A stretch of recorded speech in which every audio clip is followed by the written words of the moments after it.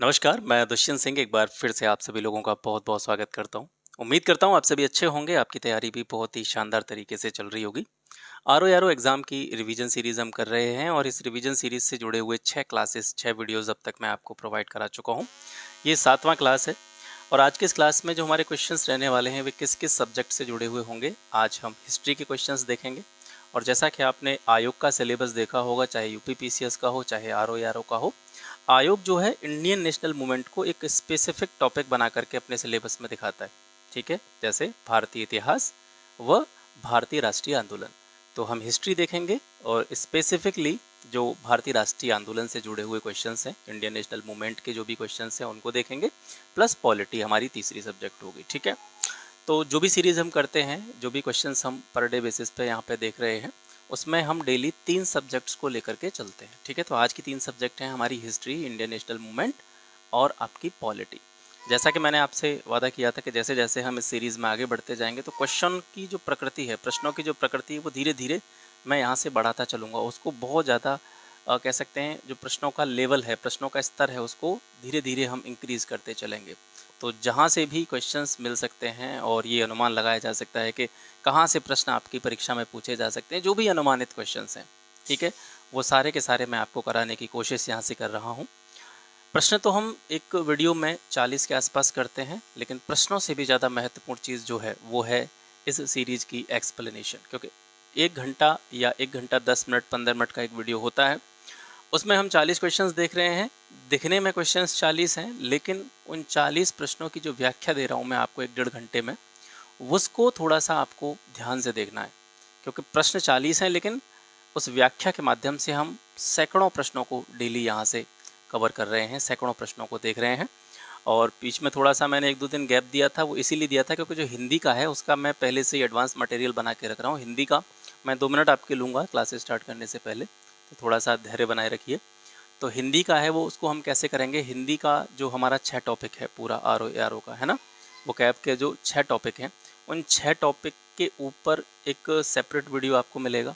ठीक है, 6 के 6 टॉपिक उसको पहले कराएंगे और उसके बाद में वो टॉपिक जब क्लियर हो जाएंगे तो जैसे कि आपको पता है कि 60 क्वेश्चंस आते हैं हिंदी वाले पेपर में, 60 प्रश्न रहते हैं, तो 60 प्रश्नों का एक पूरा पेपर, है ना, उसको आप प्रैक्टिस पेपर बोल सकते हैं, टेस्ट सीरीज उसको बोल सकते हैं, कुछ भी बोल सकते हैं जैसा आप करें। तो पहले हम टॉपिक वाइज चीज़ों को कवर करेंगे, उसमें ज़्यादा टाइम नहीं लगेगा। 8 से 10 वीडियो होंगी उसकी 6 टॉपिक पर मेरी, तो वो पहले देखेंगे। उसके बाद में जितने भी प्रैक्टिस सेट होंगे उनके थ्रू हम हिंदी को कवर करेंगे। ठीक है, और हिंदी की सीरीज़ इतनी शानदार होने वाली है कि मैं गारंटी दे सकता हूँ, ये वीडियो मैं डिलीट नहीं करता हूँ और ये ऑन रिकॉर्ड इस बात को कह रहा हूँ कि अगर आप वो हिंदी जो मैं आपको बताऊंगा वो कर लोगे, आप पेपर में ला लेना, आपके जितने भी क्वेश्चंस चाहिए आपको, जितना आपको चाहिए, जितना आप टारगेट लेकर के जा रहे हैं, वो वहाँ से आपको मिल जाएंगे। या तो प्रश्न सीधे मिल जाएंगे, नहीं तो प्रश्नों की एक्सप्लेनेशन से आपको क्वेश्चन मिल जाएंगे। हिंदी के संबंध में मैं बात कर रहा हूँ। ठीक है, तो चलिए स्टार्ट करते हैं। 7वां दिन, आज का पहला क्वेश्चन है हमारा, निम्न में से किस या किन श्रम संबंधी अधिनियमों को मजदूरी संहिता 2019 में सम्मिलित नहीं किया गया है। ठीक है, तो यहाँ पे बात किसकी हो रही है, मजदूरी संहिता 2019 की।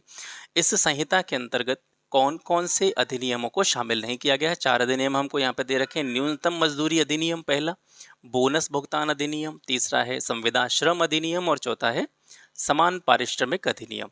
तो इसमें से जो संविदा श्रम अधिनियम है, इसको मजदूरी संहिता 2019 में शामिल नहीं किया गया है। बाकी के जो 3 अधिनियम हैं, न्यूनतम मजदूरी अधिनियम, बोनस भुगतान अधिनियम और समान पारिश्रमिक अधिनियम, इन तीनों को मजदूरी संहिता 2019 में शामिल किया गया है। अब इसके बारे में थोड़ी अतिरिक्त जानकारी या व्याख्या इसकी देखते हैं। वेतन संहिता 2019 में जो अधिनियम समाहित किए गए हैं, जो अधिनियम शामिल किए गए हैं, वो हैं वेतन भुगतान अधिनियम, ये 1936 में आया था। न्यूनतम मजदूरी अधिनियम ये 1948 में आया था। बोनस भुगतान अधिनियम 1965 में आया था। समान पारिश्रमिक अधिनियम ये 1976 में आया था। तो ये अधिनियम ऐसे अधिनियम हैं जिनको वेतन संहिता में शामिल किया गया है। ठीक है, 23 जुलाई 2019 को श्रम मंत्री श्री संतोष गंगवार के द्वारा ये जो वेतन संहिता थी लोकसभा में पेश की गई। इसकी कुछ जो फीचर्स हैं, विशेषताएं हैं, उनको देखते हैं। केंद्र सरकार श्रमिकों के जीवन स्तर को ध्यान में रखते हुए न्यूनतम वेतन इसके द्वारा तय करेगी। ठीक है, जो भी श्रमिक हैं, काम करने वाले लोग हैं, उनका जीवन स्तर जैसा है वो किस तरीके से सुधर सकता है, उसमें किस तरीके से सुधारात्मक प्रयास किए जा सकते हैं। तो उनके लिए कम से कम एक वेतन की जो सीमा होनी चाहिए वो कितनी होनी चाहिए, न्यूनतम एक लिमिट वेतन की, मतलब इससे कम वेतन पर काम नहीं कराया जा सकता है। तो उसका एक जो डेडलाइन है, ठीक है, उसका एक जो बॉर्डर लाइन है न्यूनतम वेतन का, वो तय करने का काम कौन करेगा? सेंट्रल गवर्नमेंट करेगी। केंद्रीय राज्य सरकार एक सामान्य कार्य दिवस बनाने वाले घंटों की संख्या तय कर सकती है, मतलब कि एक श्रमिक से एक दिन में इतने घंटों से ज़्यादा काम नहीं लिया जाएगा, ठीक है, मानवता को देखते हुए। तो ये भी घंटे तय किए जा सकते हैं। यदि कर्मचारी सामान्य कार्य दिवस से अधिक काम करते हैं और कोई ऐसी सिचुएशन आ जाती है कि श्रमिकों को सामान्य जो कार्य के घंटे हैं उनसे ज़्यादा काम करना पड़ रहा है, तो उन अतिरिक्त घंटों के लिए उनको क्या मिलेगा? ओवर टाइम, ठीक है, उनको अतिरिक्त पैसा जो है वो दिया जाएगा, ठीक है। और जो अतिरिक्त पैसा दिया जाएगा, जो सामान्य मजदूरी की दर है, वो उससे कम से कम दोगुना होना चाहिए। जैसे मान करके चलिए प्रत्येक घंटे का 100 रुपये किसी को मिल रहा है फॉर एग्जाम्पल, तो 8 घंटे उसने काम किया तो 800 रुपये उसको मिले। और अगर उससे 4 घंटे एक्स्ट्रा काम करवाया जा रहा है तो 100 रुपये घंटे का जो हमारा एवरेज निकल करके आ रहा था, तो कम से कम 200 रुपये पर घंटे उसको ओवर टाइम का जो है वो दिया जाना चाहिए। तो ये इस तरह की बातें इसमें कही गई हैं। संहिता जो है वो समान कार्य या समान प्रकृति के कार्य के लिए वेतन और कर्मचारियों की भर्ती से संबंधित मामलों में जो लैंगिक भेदभाव है उसको प्रतिबंधित करने का काम करती है।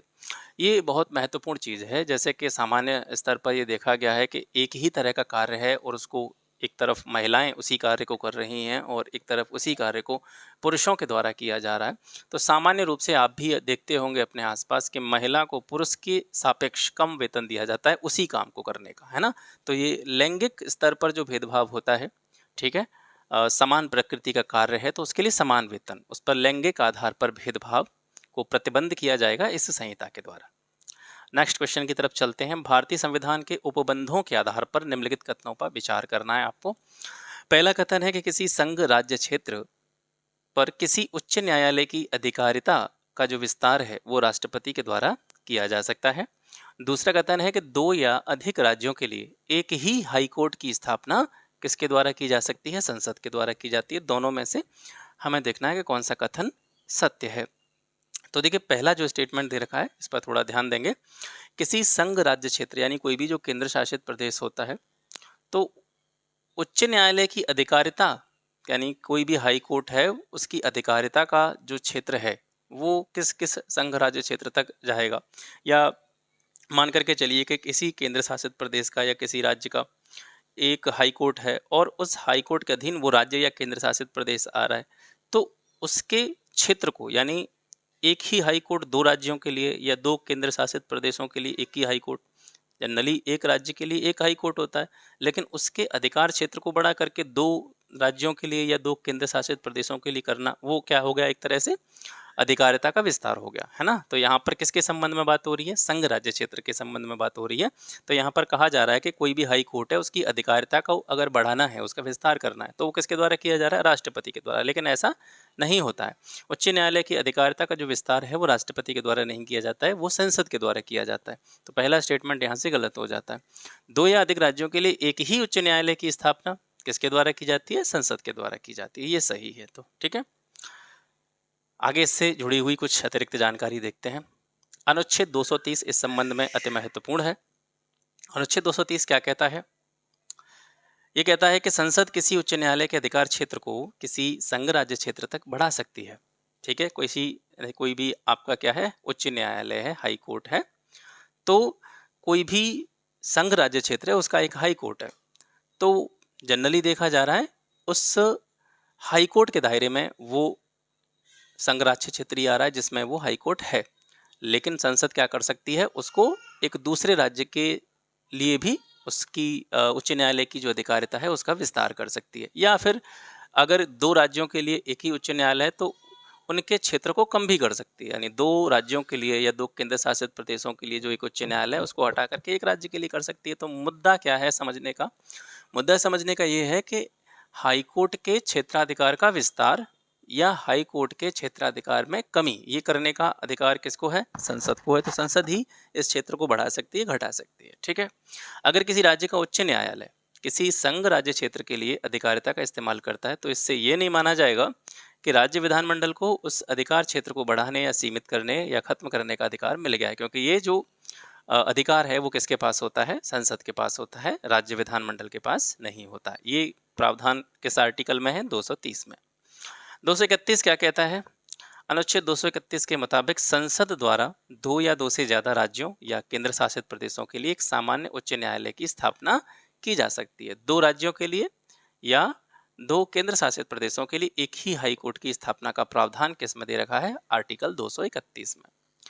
और हर राज्य में एक उच्च न्यायालय होना चाहिए या उच्च न्यायालय की स्थापना का जो प्रावधान है जनरली वो कौन से आर्टिकल में? वो 214 में। 214 क्या कहता है कि राज्य में क्या होना चाहिए? एक उच्च न्यायालय। तो आर्टिकल 214 है वो एक उच्च न्यायालय की स्थापना का प्रावधान करता है। भारत में फिलहाल 25 हाई कोर्ट हैं, जिसमें से 3 सामान्य उच्च न्यायालय हैं। जैसे यहाँ पे देखेंगे पंजाब और हरियाणा का 2 अलग अलग स्टेट हैं, और पंजाब और हरियाणा का एक ही हाई कोर्ट है, और वो कहाँ पे है? चंडीगढ़ में है। ठीक है।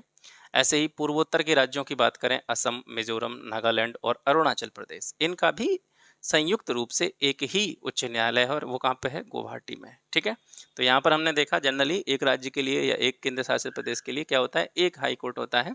संसद इसके अधिकार क्षेत्र को बढ़ा करके 2 राज्यों के लिए, 2 केंद्र शासित प्रदेशों के लिए भी कर सकती है। तीसरा प्रश्न है, बहुत महत्वपूर्ण है, ये काफी बार आता है ये प्रश्न। भारत के निम्नलिखित न्यायालयों में से किसे अभिलेख न्यायालय माना जाता है? किसको अभिलेख न्यायालय कहते हैं? तो यहाँ पर दे रखे हैं उच्चतम न्यायालय यानी हमारा सुप्रीम कोर्ट, उच्च न्यायालय, जिला न्यायालय और सत्र न्यायालय। तो यहाँ पर जो अभिलेख न्यायालय का दर्जा दिया जाता है वो किसको दिया जाता है? उच्चतम न्यायालय को और उच्च न्यायालय को, सुप्रीम कोर्ट को और हाई कोर्ट को। अभिलेख न्यायालय का मतलब क्या है कि जो भी निर्णय होते हैं इन न्यायालयों के, चाहे सुप्रीम कोर्ट का कोई निर्णय हो, चाहे हाई कोर्ट का कोई निर्णय हो, तो वो एक तरह से क्या माने जाते हैं? जैसे सुप्रीम कोर्ट के संबंध में ये कहा जाता है कि सुप्रीम कोर्ट का कोई भी फैसला होता है वो आगे के लिए या भविष्य के लिए एक नज़ीर का काम करता है। यानी ऐसा ही कोई, मान लीजिए कि सुप्रीम कोर्ट ने किसी मामले पर कोई फैसला दिया, अपना डिसीजन दे दिया, और उसी तरह का कोई मामला भविष्य में आता है, तो उसी पहले वाले डिसीजन के आधार पर उस केस को भी, और उस पर निर्णय जो है वो दे दिया जाएगा। तो एक तरह का अभिलेख माना जाता है। सुप्रीम कोर्ट ने, हाई कोर्ट ने कोई निर्णय दिया तो उसको एक अभिलेख की तरह संजो करके रखा जाता है, ताकि भविष्य में आने वाले ऐसे ही सिमिलर जो वाद होंगे या ऐसे ही सिमिलर जो मामले होंगे, उन डिसीजंस के आधार पर उनके संबंध में क्या दिया जा सके? निर्णय दिया जा सके। ठीक है। अब इससे जुड़ी हुई जानकारी, अनुच्छेद 129 और अनुच्छेद 215 ये क्रमशः भारत के उच्चतम न्यायालय और उच्च न्यायालय को अभिलेख न्यायालय के रूप में संबंधित शक्तियां प्रदान करते हैं। तो यहाँ पर ध्यान रखना है भारत का जो सुप्रीम कोर्ट है वो किस आर्टिकल के तहत अभिलेख न्यायालय माना जाता है? 129 के तहत। और भारत के जो उच्च न्यायालय हैं, हाई कोर्ट हैं, वो आर्टिकल 215 के तहत अभिलेख न्यायालय के रूप में शक्तियां रखते हैं। ठीक है। हमारे देश के उच्चतम न्यायालय यानी सुप्रीम कोर्ट और राज्यों के जो उच्च न्यायालय हैं उनको अभिलेख न्यायालय कहा जाता है, कोर्ट ऑफ रिकॉर्ड कहा जाता है। इसका मतलब क्या होता है? वैसे मैंने आपको ऊपर समझा दिया है, फिर भी और समझ लीजिए।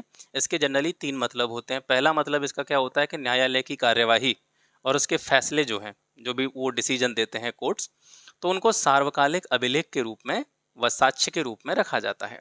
ठीक है। एक एविडेंस बन गया वो, किसी भी मामले पर सुप्रीम कोर्ट का कोई डिसीजन है तो वो एक तरह का साक्ष्य बन गया, एक तरह का अभिलेख बन गया।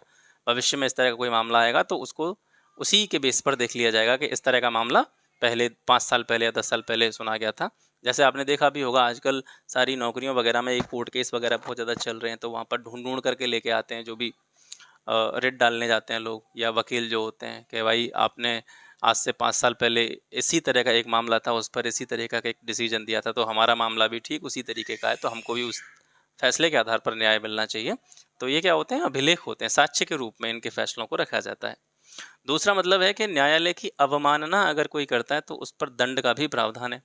ठीक है। ये भी किस में आता है?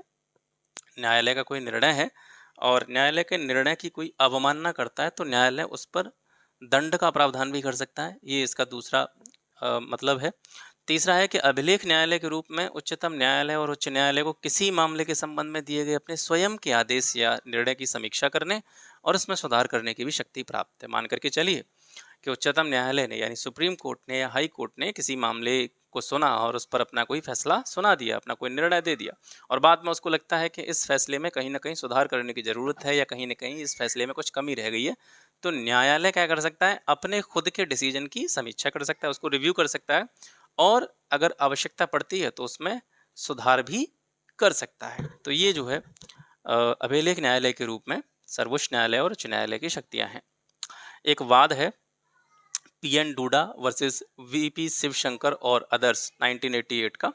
पीएन डूडा बनाम वीपी शिवशंकर और अन्य के मामले में उच्चतम न्यायालय ने कहा था कि संविधान के अनुच्छेद 129 के तहत उच्चतम न्यायालय के पास अपनी अवमानना के लिए दंडित करने की शक्ति है और अनुच्छेद 143(2) के तहत यह ऐसी किसी भी अवमानना की जांच कर सकता है। ये एक मामला था, ठीक है, ये न्यायालय की अवमानना से ही जुड़ा हुआ मामला था, पीएन डूडा बनाम वीपी शिवशंकर और अदर्स 1988 का। तो आपको पता है, हमने ऊपर आर्टिकल देखे थे 129 के तहत सर्वोच्च न्यायालय जो है वो अभिलेख न्यायालय की शक्ति करता है। 3 मामले हमने उसमें बताए कि अभिलेख न्यायालय सर्वोच्च न्यायालय है, तो वो 3 उसके मतलब निकलते हैं।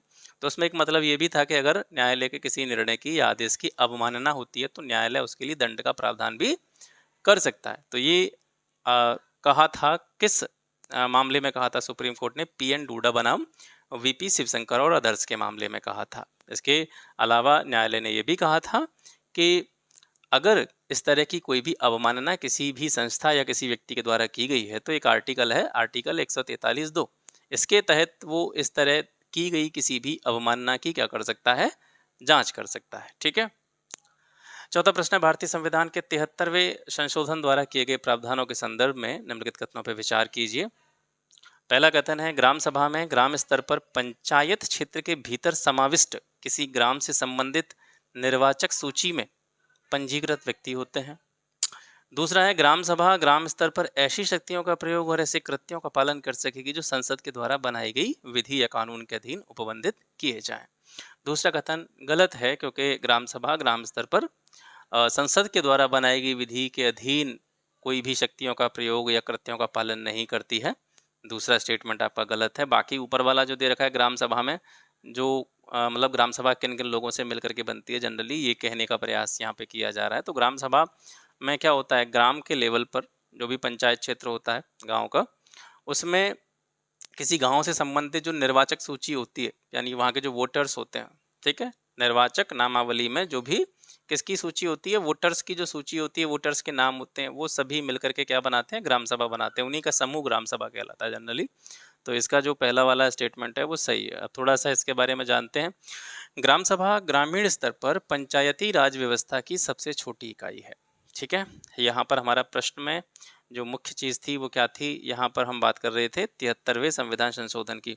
तो ये 2 महत्वपूर्ण संशोधन हैं और बड़े महत्वपूर्ण है, यहाँ से काफ़ी सारे बार प्रश्न पूछे गए हैं। एक 73वां संविधान संशोधन, एक 74वां संविधान संशोधन। ठीक है, यानी जब विकेंद्रीकरण की प्रक्रिया अपनाई गई थी, मैं पहले भी जो पॉलिटी की पूरी सीरीज मैंने आपको कराई है उसमें भी मैं बता चुका हूँ, इनको डिटेल में आपको बता चुका हूँ। यहाँ पर भी फिर एक बार इन पर चर्चा कर लेंगे विस्तार से। तो जो 73rd कॉन्स्टिट्यूशनल अमेंडमेंट है, 73वां संविधान संशोधन है और 74वां संविधान संशोधन है, ये विकेंद्रीकरण की प्रक्रिया के लिए लाए गए थे। विकेंद्रीकरण की प्रक्रिया का मतलब क्या है सर, कि एक जगह पर अगर शक्तियों का जमाव है, मान के चलिए कि एक ही जगह पर सारी पावर है, जैसे हमारी सरकार है तो उसमें मान करके चलिए एक ही जगह पर शक्तियां सारी एक ही व्यक्ति के हाथ में है ना। तो एक ही जगह पर जब सारी शक्तियां एक ही व्यक्ति के हाथ में या एक ही संस्था के हाथ में होंगी तो वह कहीं ना कहीं जो निचले तबके के लोग हैं या निचले स्तर के लोग हैं उनके हितों का संरक्षण ठीक तरीके से नहीं हो पाएगा। तो फिर ऐसा विचार लाया गया कि भाई देखो, शक्तियों का बंटवारा सब जगह पर करना चाहिए, ऊपर से लेकर के नीचे तक।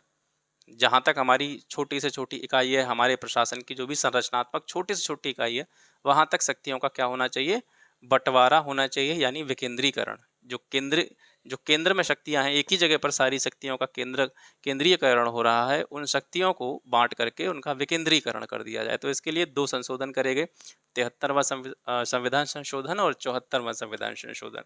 तो इसमें क्या किया गया, तो 73वां संविधान संशोधन था वो जो ग्रामीण स्तर पर त्रिस्तरीय पंचायती राज प्रणाली है उससे संबंधित है, और ठीक इसी तरह की एक प्रणाली शहरी स्तर पर या नगरीय स्तर पर अपनाई गई थी, वो 74वें संविधान संशोधन के तहत। एक संक्षेप में मैंने आपको ये सारी चीज़ें यहाँ से बताई हैं। अब नीचे देखते हैं इससे जुड़ी हुई कौन कौन सी चीज़ें हैं जो आपके लिए ज़रूरी हो सकती हैं।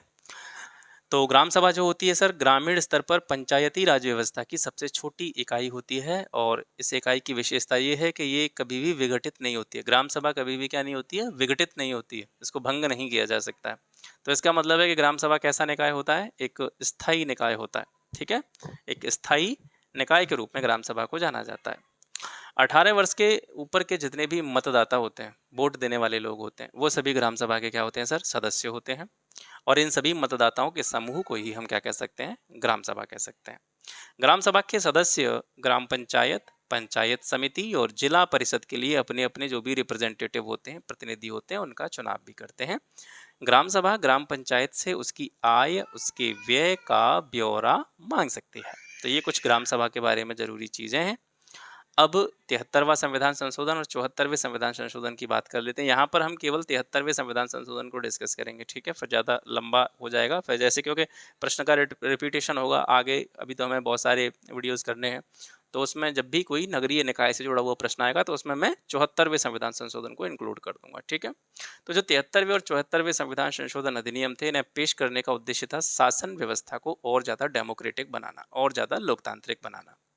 तो 73वें और 74वें संविधान संशोधन अधिनियम ये कब कब लागू हुए सर? 73वां संविधान संशोधन था ये 24 अप्रैल 1993 को, और जो 74वां संविधान संशोधन था ये 1 जून 1993 को लागू हुआ। तो यहाँ पर हम डिटेल में थोड़ा सा देखेंगे 73वें संविधान संशोधन अधिनियम 1992 को। इस संशोधन के बाद में राज्य सरकारों के लिए पंचायती राज की नई प्रणाली को अपनाना संवैधानिक रूप से बाध्यकारी हो गया। इस संशोधन के माध्यम से 11वीं अनुसूची को भारत के संविधान में जोड़ा गया। एक महत्वपूर्ण बिंदु यहाँ से हो जाता है कि 73वें संविधान संशोधन 1992 के द्वारा किस अनुसूची को संविधान में जोड़ा गया? तो 11वीं अनुसूची जोड़ी गई थी, और इस अनुसूची में पंचायती राज से जुड़े हुए कितने मामले शामिल थे, कितने विषय शामिल थे? तो 29 विषय इसमें शामिल थे। इस एक्ट के द्वारा भारत के संविधान में एक भाग भी जोड़ा गया था। कौन सा भाग जोड़ा गया था? भाग 9 जोड़ा गया था। और इसमें कौन कौन से आर्टिकल थे? आर्टिकल 243 से लेकर के, यानी ए बी सी डी ऐसे करके ओ तक, 243 से लेकर के, और फिर 243 ए, फिर बी, फिर सी, ऐसे करके 243 ओ तक इतने आर्टिकल इसमें जोड़े गए थे जिनमें अलग अलग प्रावधान शामिल थे। ठीक है, यह अधिनियम नागालैंड, मेघालय और मिजोरम के साथ साथ कुछ अन्य क्षेत्रों पर लागू नहीं होता है। ठीक है, 73वां जो संविधान संशोधन है। मैचिंग से जुड़ा हुआ क्वेश्चन है, पहले से ही मैंने मैच कर रखा है। राज्य दे रखे हैं और लोकसभा में उन राज्यों की कितनी सीटें हैं, ठीक है, वो कितना प्रतिनिधित्व करते हैं, उसके बारे में आपको बताना। तो मध्य प्रदेश में लोकसभा की सीटों की संख्या कितनी है सर? 29 सीटें हैं। तमिलनाडु में 39 सीटें हैं, छत्तीसगढ़ में 11 सीटें हैं, झारखंड में 14 सीटें हैं, याद रखेंगे। हाल ही में संसद द्वारा अधिनियमित मुख्य निर्वाचन आयुक्त और अन्य निर्वाचन आयुक्त की नियुक्ति, सेवा की शर्तें और पदावधि से जुड़ा हुआ अधिनियम जो कि 2023 में आया, इसके तहत मुख्य निर्वाचन आयुक्त और जो उसके सहयोगी या अन्य निर्वाचन आयुक्त होंगे उनको वेतन किसके समान दिया जाएगा? तो देखिए, जो मुख्य चुनाव आयुक्त और जो अन्य निर्वाचन आयुक्त हैं उनको वेतन दिया जाएगा जो सुप्रीम कोर्ट के न्यायाधीश होते हैं उनके समकक्ष। यहाँ पर थोड़ी कभी कभी जैसे हम पेपर में क्वेश्चन आता है तो कभी कभी कंफ्यूज हो जाते हैं, तो यहाँ पर थोड़ा सा ध्यान देना है कि उच्चतम न्यायालय के मुख्य न्यायाधीश की बात नहीं हो रही है, उच्चतम न्यायालय के न्यायाधीश की बात हो रही है। जो भी मुख्य चुनाव आयुक्त होगा या अन्य चुनाव आयुक्त होंगे उनके लिए जो वेतन दिया जाएगा वो सुप्रीम कोर्ट के जज के बराबर दिया जाएगा। ठीक है, इसके बारे में थोड़ा और विस्तार से जानते हैं। सर्वोच्च न्यायालय ने आर्टिकल 142 के तहत अपनी शक्तियों का उपयोग करते हुए निर्धारित किया कि जो मुख्य चुनाव आयुक्त होंगे, ठीक है, चीफ इलेक्शन कमिश्नर, और जो अन्य इलेक्शन कमिश्नर होंगे, अन्य जो निर्वाचन आयुक्त होंगे, उनकी नियुक्ति प्रधानमंत्री, मुख्य न्यायाधीश, ठीक है, सीजेआई, और विपक्ष का जो नेता होगा, ठीक है, लोकसभा में सबसे बड़ा विपक्षी दल का जो नेता होगा, उनके द्वारा की जाएगी। यानी इन तीनों की क्या होगी? एक समिति होगी जिसमें कौन कौन होगा? प्रधानमंत्री, सीजेआई और लोकसभा में सबसे बड़े विपक्षी दल के नेता। तो मुख्य चुनाव आयुक्त और जो अन्य निर्वाचन आयुक्त या अन्य चुनाव आयुक्त हैं उनकी नियुक्ति चयन समिति की सिफारिश पर की जाएगी। किसके द्वारा की जाएगी? राष्ट्रपति के द्वारा। नियुक्ति राष्ट्रपति के ही द्वारा की जाएगी, लेकिन नाम का चुनाव जो होगा वो चयन समिति की सिफारिश के आधार पर होगा। सदस्य के रूप में लोकसभा में विपक्ष का नेता, ये किसकी बात हो रही है? समिति की बात हो रही है। समिति में लोकसभा में विपक्ष का नेता होगा। यदि लोकसभा में विपक्ष के नेता को मान्यता नहीं दी गई है, यानी वर्तमान में मान करके चलिए कि लोकसभा में विपक्ष का नेता कोई है नहीं, तो लोकसभा में जो सबसे बड़ा विपक्षी दल होगा उसका जो नेता होगा वो उसमें रख लिया जाएगा। और इसकी जो सबसे कहीं ना कहीं दिक्कत वाली चीज़ थी वो ये थी, ये लाइन जो आप देख रहे होंगे, यानी समिति में अगर कोई पद खाली भी है, ठीक है, जो 3 लोगों की समिति है उस समिति में से मान करके चलिए, देखो प्रधानमंत्री का तो खाली होगा ही होगा ना, ठीक है, जब भी, क्योंकि भाई चुनाव वुनाव होंगे, चुनाव आयुक्त या मुख्य निर्वाचन आयुक्त इनकी नियुक्ति करी जाएगी, तो प्रधानमंत्री तो रहेंगे ही रहेंगे उस समिति में। मान करके चलिए विपक्ष का नेता अगर अवेलेबल नहीं है, तो जो मुख्य चुनाव आयुक्त होगा या अन्य निर्वाचन आयुक्त होंगे वो किसकी पसंद से चुने जाएंगे? वो प्रधानमंत्री या सत्ताधारी जो दल होगा उसी की पसंद से चुने जाएंगे। अगर विपक्ष का नेता है भी तब भी उन्हीं की पसंद से चुने जाएंगे, क्योंकि बहुमत समिति में उन्हीं का रहेगा। तो कहीं ना कहीं एक ये जो सिस्टम है इसमें ये कहीं ना कहीं विवाद की स्थिति उत्पन्न करता है कि इस समिति में कोई पद अगर रिक्त भी है तो भी चयन समिति की सिफारिशें जो है वो मान्य होंगी। सहमति जिसकी कह देगी उसको जो है मुख्य निर्वाचन आयुक्त या अन्य निर्वाचन आयुक्तों का पद दे दिया जाएगा। ठीक है, इनका जो वेतन है सेवा शर्तें सर्वोच्च न्यायालय के न्यायाधीश के समान होंगी, ये हमने पहले देख लिया है। इनको हटाने या निष्कासन की प्रक्रिया के बारे में क्या चीज़ें हैं?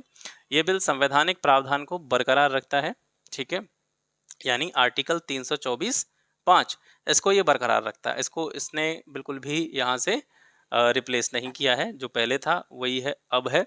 तो जो मुख्य निर्वाचन आयुक्त होगा या मुख्य चुनाव आयुक्त होगा उसको सर्वोच्च न्यायालय के न्यायाधीश की तरह निष्कासन उसका किया जा सकता है। यानी जिस तरीके से जो प्रोसेस किसके लिए यूज किया जाता है सुप्रीम कोर्ट के जज के लिए, उसको हटाने के लिए या उसको निष्कासित करने के लिए यूज किया जाता है, उसी तरीके से मुख्य चुनाव आयुक्त या अन्य निर्वाचन आयुक्त जो होंगे उनको बिल्कुल सर्वोच्च न्यायालय के न्यायाधीश की तरह निष्कासित किया जा सकता है। ठीक है, बिल ये जो है या जिस अधिनियम की बात हो रही है ये मुख्य चुनाव आयुक्त और अन्य चुनाव आयुक्तों को उनके कार्यकाल के दौरान कोई भी कार्रवाई अगर उनके द्वारा की जाइए तो उससे संबंधित कोई भी कानूनी कार्रवाई इनके खिलाफ नहीं की जा सकती है। तो इस कानूनी कार्रवाई से ये बचाता भी है, बशर्ते यहाँ पर एक ध्यान देने योग्य बात जो है वो ये है कि इस तरह की कार्रवाई आधिकारिक कर्तव्यों के निर्वहन में की गई हो, यानी जो भी चुनाव आयुक्त हैं या अन्य निर्वाचन आयुक्त हैं उनके द्वारा कोई भी ऐसी कार्रवाई कर दी गई है जो कि कहीं ना कहीं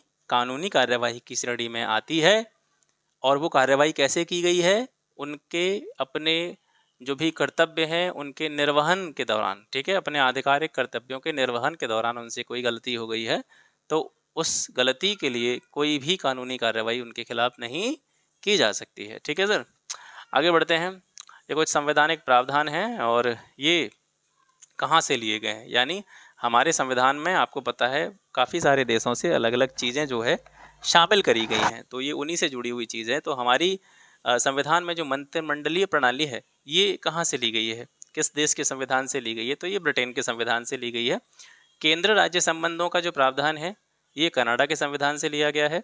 संविधान संशोधन की जो व्यवस्था है ये साउथ अफ्रीका के संविधान से ली गई है। और राष्ट्रपति पर महाभियोग की जो प्रक्रिया है सर ये यूएसए के संविधान से हमारे संविधान में ग्रहण की गई है। अब इससे जुड़ी हुई और जो महत्वपूर्ण चीज़ें हैं या किस किस देश के संविधान से कौन कौन सी चीज़ें हमारे संविधान में शामिल की गई हैं उनको देख लेते हैं। ऑस्ट्रेलिया के संविधान से क्या क्या लिया गया है सर? समवर्ती सूची, व्यापार वाणिज्य और समागम की स्वतंत्रता, संसद के दोनों सदनों की जो संयुक्त बैठक होती है, इन चीज़ों का प्रावधान ऑस्ट्रेलिया के संविधान से ग्रहण किया गया है। कनाडा के संविधान से क्या लिया गया है? जो भी संघीय व्यवस्था है यानी एक मजबूत केंद्र के साथ में संघ का जो अस्तित्व है वो कनाडा के संविधान से लिया गया है। अवशिष्ट शक्तियां या वास्तविक शक्तियां केंद्र में ही निहित होंगी, ठीक है, ये प्रावधान भी कनाडा से लिया गया है। केंद्र के द्वारा राज्य के राज्यपालों की नियुक्ति की जाएगी और सर्वोच्च न्यायालय का जो सलाहकार या क्षेत्राधिकार है वो भी कनाडा के संविधान से ग्रहित किया गया है।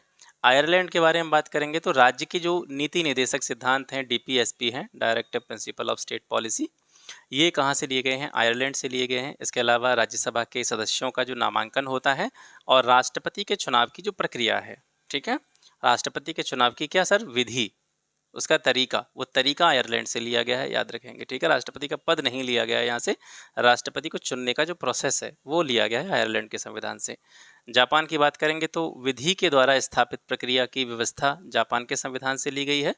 पूर्व में जिसे सोवियत संघ के नाम से जाना जाता था, अब जिसको रूस कहते हैं। रूस से क्या-क्या लिए गए हैं? हमारे जो भी फंडामेंटल ड्यूटीज़ हैं, मौलिक कर्तव्य हैं, वो रूस से लिए गए हैं। प्रस्तावना में जो न्याय के आदर्श दिए गए हैं, सामाजिक, आर्थिक और राजनीतिक न्याय के जो आदर्श हैं हमारी प्रिएम्बल में, वो भी रूस के संविधान से लिए गए हैं। यूके के संविधान से क्या-क्या लिया गया है? संसदीय सरकार की व्यवस्था, विधायी प्रक्रिया, एकल नागरिकता, ठीक है? हमारे यहाँ पर दोहरी नागरिकता का प्रावधान नहीं है, एकल नागरिकता है, एक ही नागरिकता होती है, यानी राज्य और केंद्र की अलग-अलग नागरिकता हमारे यहाँ पे नहीं होती है। कैबिनेट की प्रणाली, विशेषाधिकार, ठीक है? विशेषाधिकार रिट जो होते हैं या संसदीय विशेषाधिकारों की बात हो, और द्विसदनीय व्यवस्था, यानी हमारे संसद के 2 सदन होते हैं, लोकसभा, राज्यसभा, ये व्यवस्था भी यूके के संविधान से ली गई है, यूनाइटेड किंगडम, ठीक है? यूएसए के संविधान से क्या लिया गया है सर? मौलिक अधिकार, हमारे जो फंडामेंटल राइट्स हैं। इसके अलावा न्यायपालिका हमारी कैसी रहेगी? स्वतंत्र रहेगी।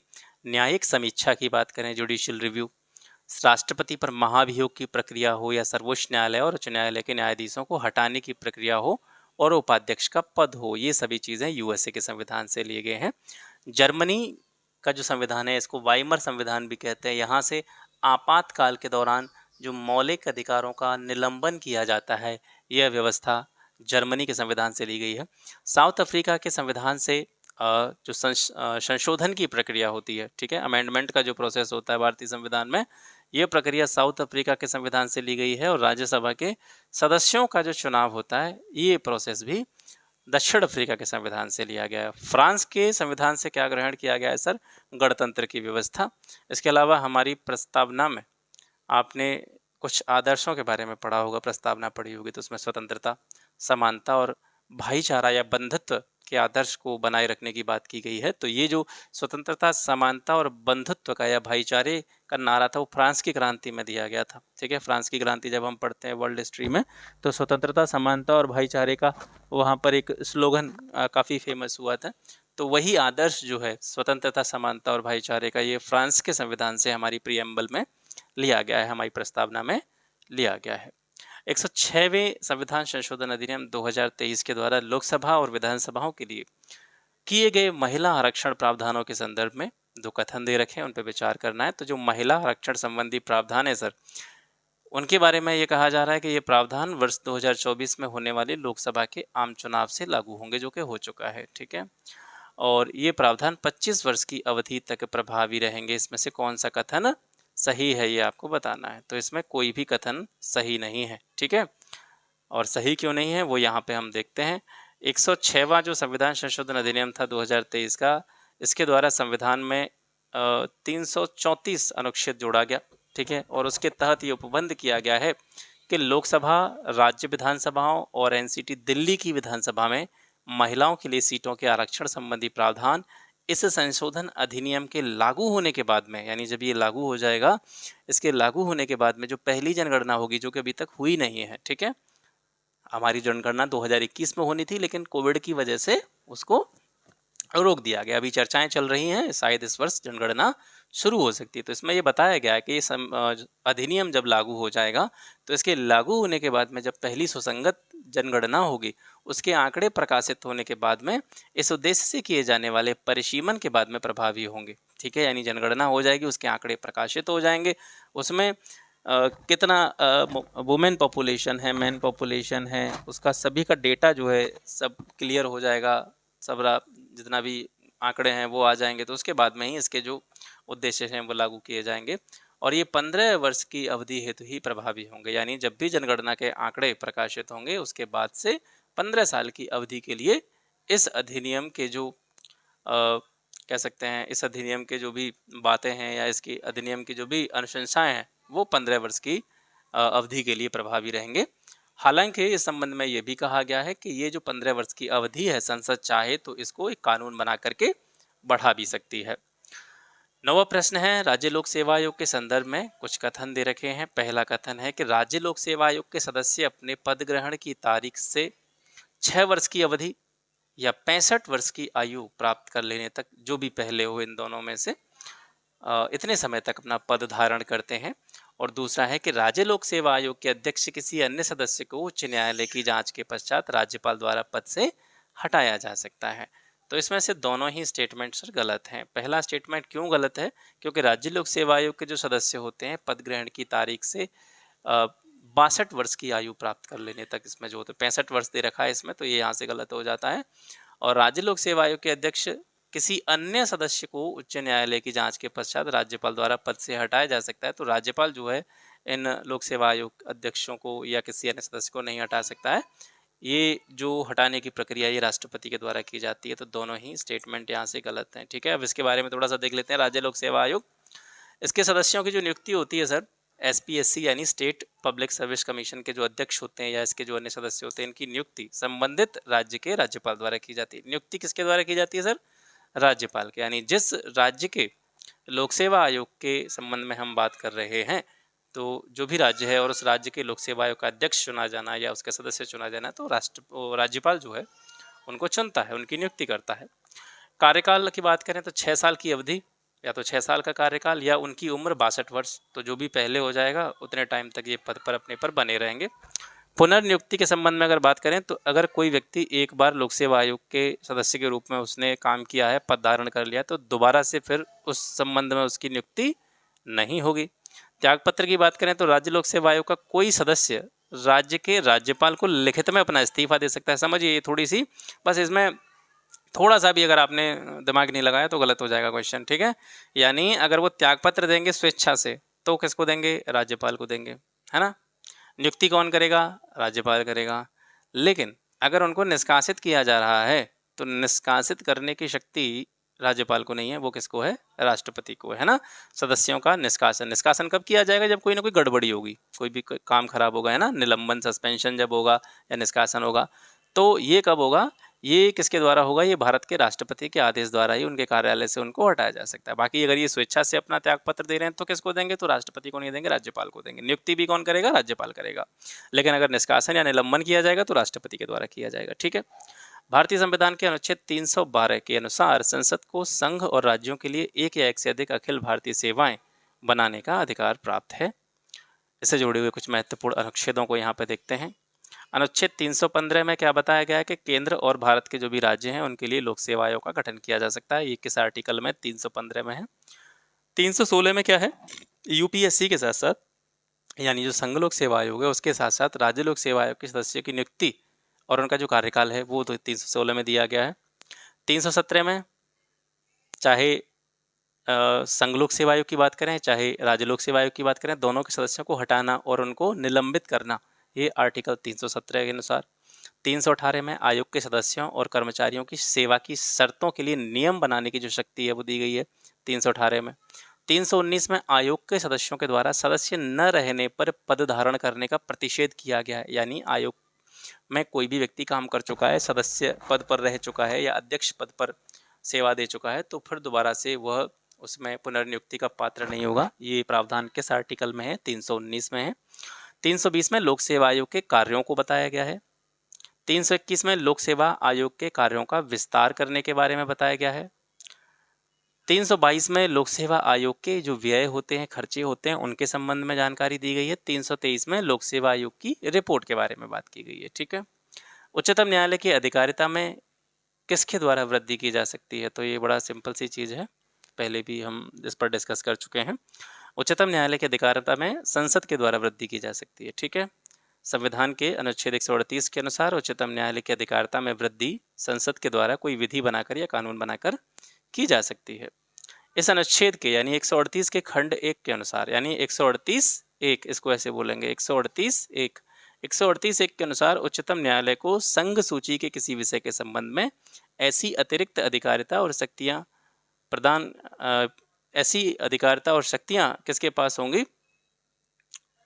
उच्चतम न्यायालय के पास होंगी, जो संसद विधि के द्वारा प्रदान करे। यानी संसद कोई कानून बना करके या कोई विधि बना करके उच्चतम न्यायालय को कुछ अधिकार देती है, अतिरिक्त कोई जिम्मेदारी देती है, अतिरिक्त कोई पावर देती है, शक्ति देती है, तो वो जो है उसके संबंध में उच्चतम न्यायालय के पास रहेंगे। ये प्रावधान आर्टिकल 138(1) में दिया गया है।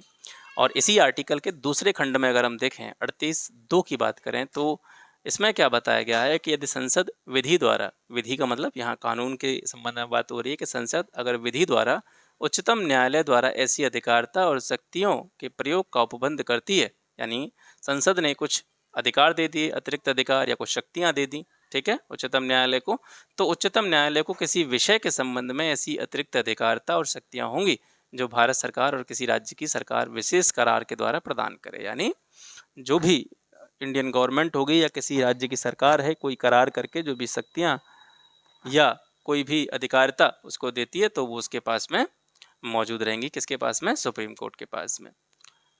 11वां प्रश्न है, नीचे दो कथन दिए गए हैं, इसमें से एक अभिकथन ए है, दूसरा कारण आर है। अभिकथन है, प्रत्येक राज्य की कार्यपालिका शक्ति का इस प्रकार प्रयोग किया जाएगा जैसे संघ की कार्यपालिका शक्ति के प्रयोग में कोई अड़चन न हो और उस पर कोई प्रतिकूल प्रभाव न पड़े। यानी राज्य की कार्यपालिका जो है वो अपनी शक्तियों का प्रयोग इस प्रकार करेगी कि उन शक्तियों के प्रयोग के द्वारा जो केंद्र की कार्यपालिका है उसकी शक्ति के प्रयोग में कोई व्यवधान पैदा ना हो, कोई समस्या पैदा ना हो या उस पर कोई गलत प्रभाव ना पड़े। तो सही बात है, बिल्कुल।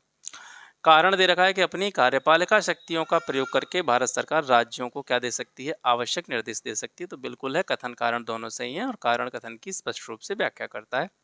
बाहरी आक्रमण, आंतरिक अशांति से राज्यों की संरक्षा करने का संघ का जो कर्तव्य है संविधान के निम्नलिखित में से किस अनुच्छेद में दिया गया है? तो ये प्रावधान 355 में दिया गया। यानी कोई बाहरी आक्रमण की स्थिति है या आंतरिक अशांति उत्पन्न हो गई है तो उससे राज्यों को प्रोटेक्ट करने का जो केंद्र सरकार का कर्तव्य है ये भारतीय संविधान के अनुच्छेद 355 में दिया गया। इन आर्टिकल्स को हम पहले भी डिस्कस कर चुके हैं। 352, 356 और 360 ये तीनों आर्टिकल जो हैं सर किससे संबंधित हैं? ये आपातकाल के प्रावधानों से संबंधित हैं। आप इसके बारे में जानते भी होंगे।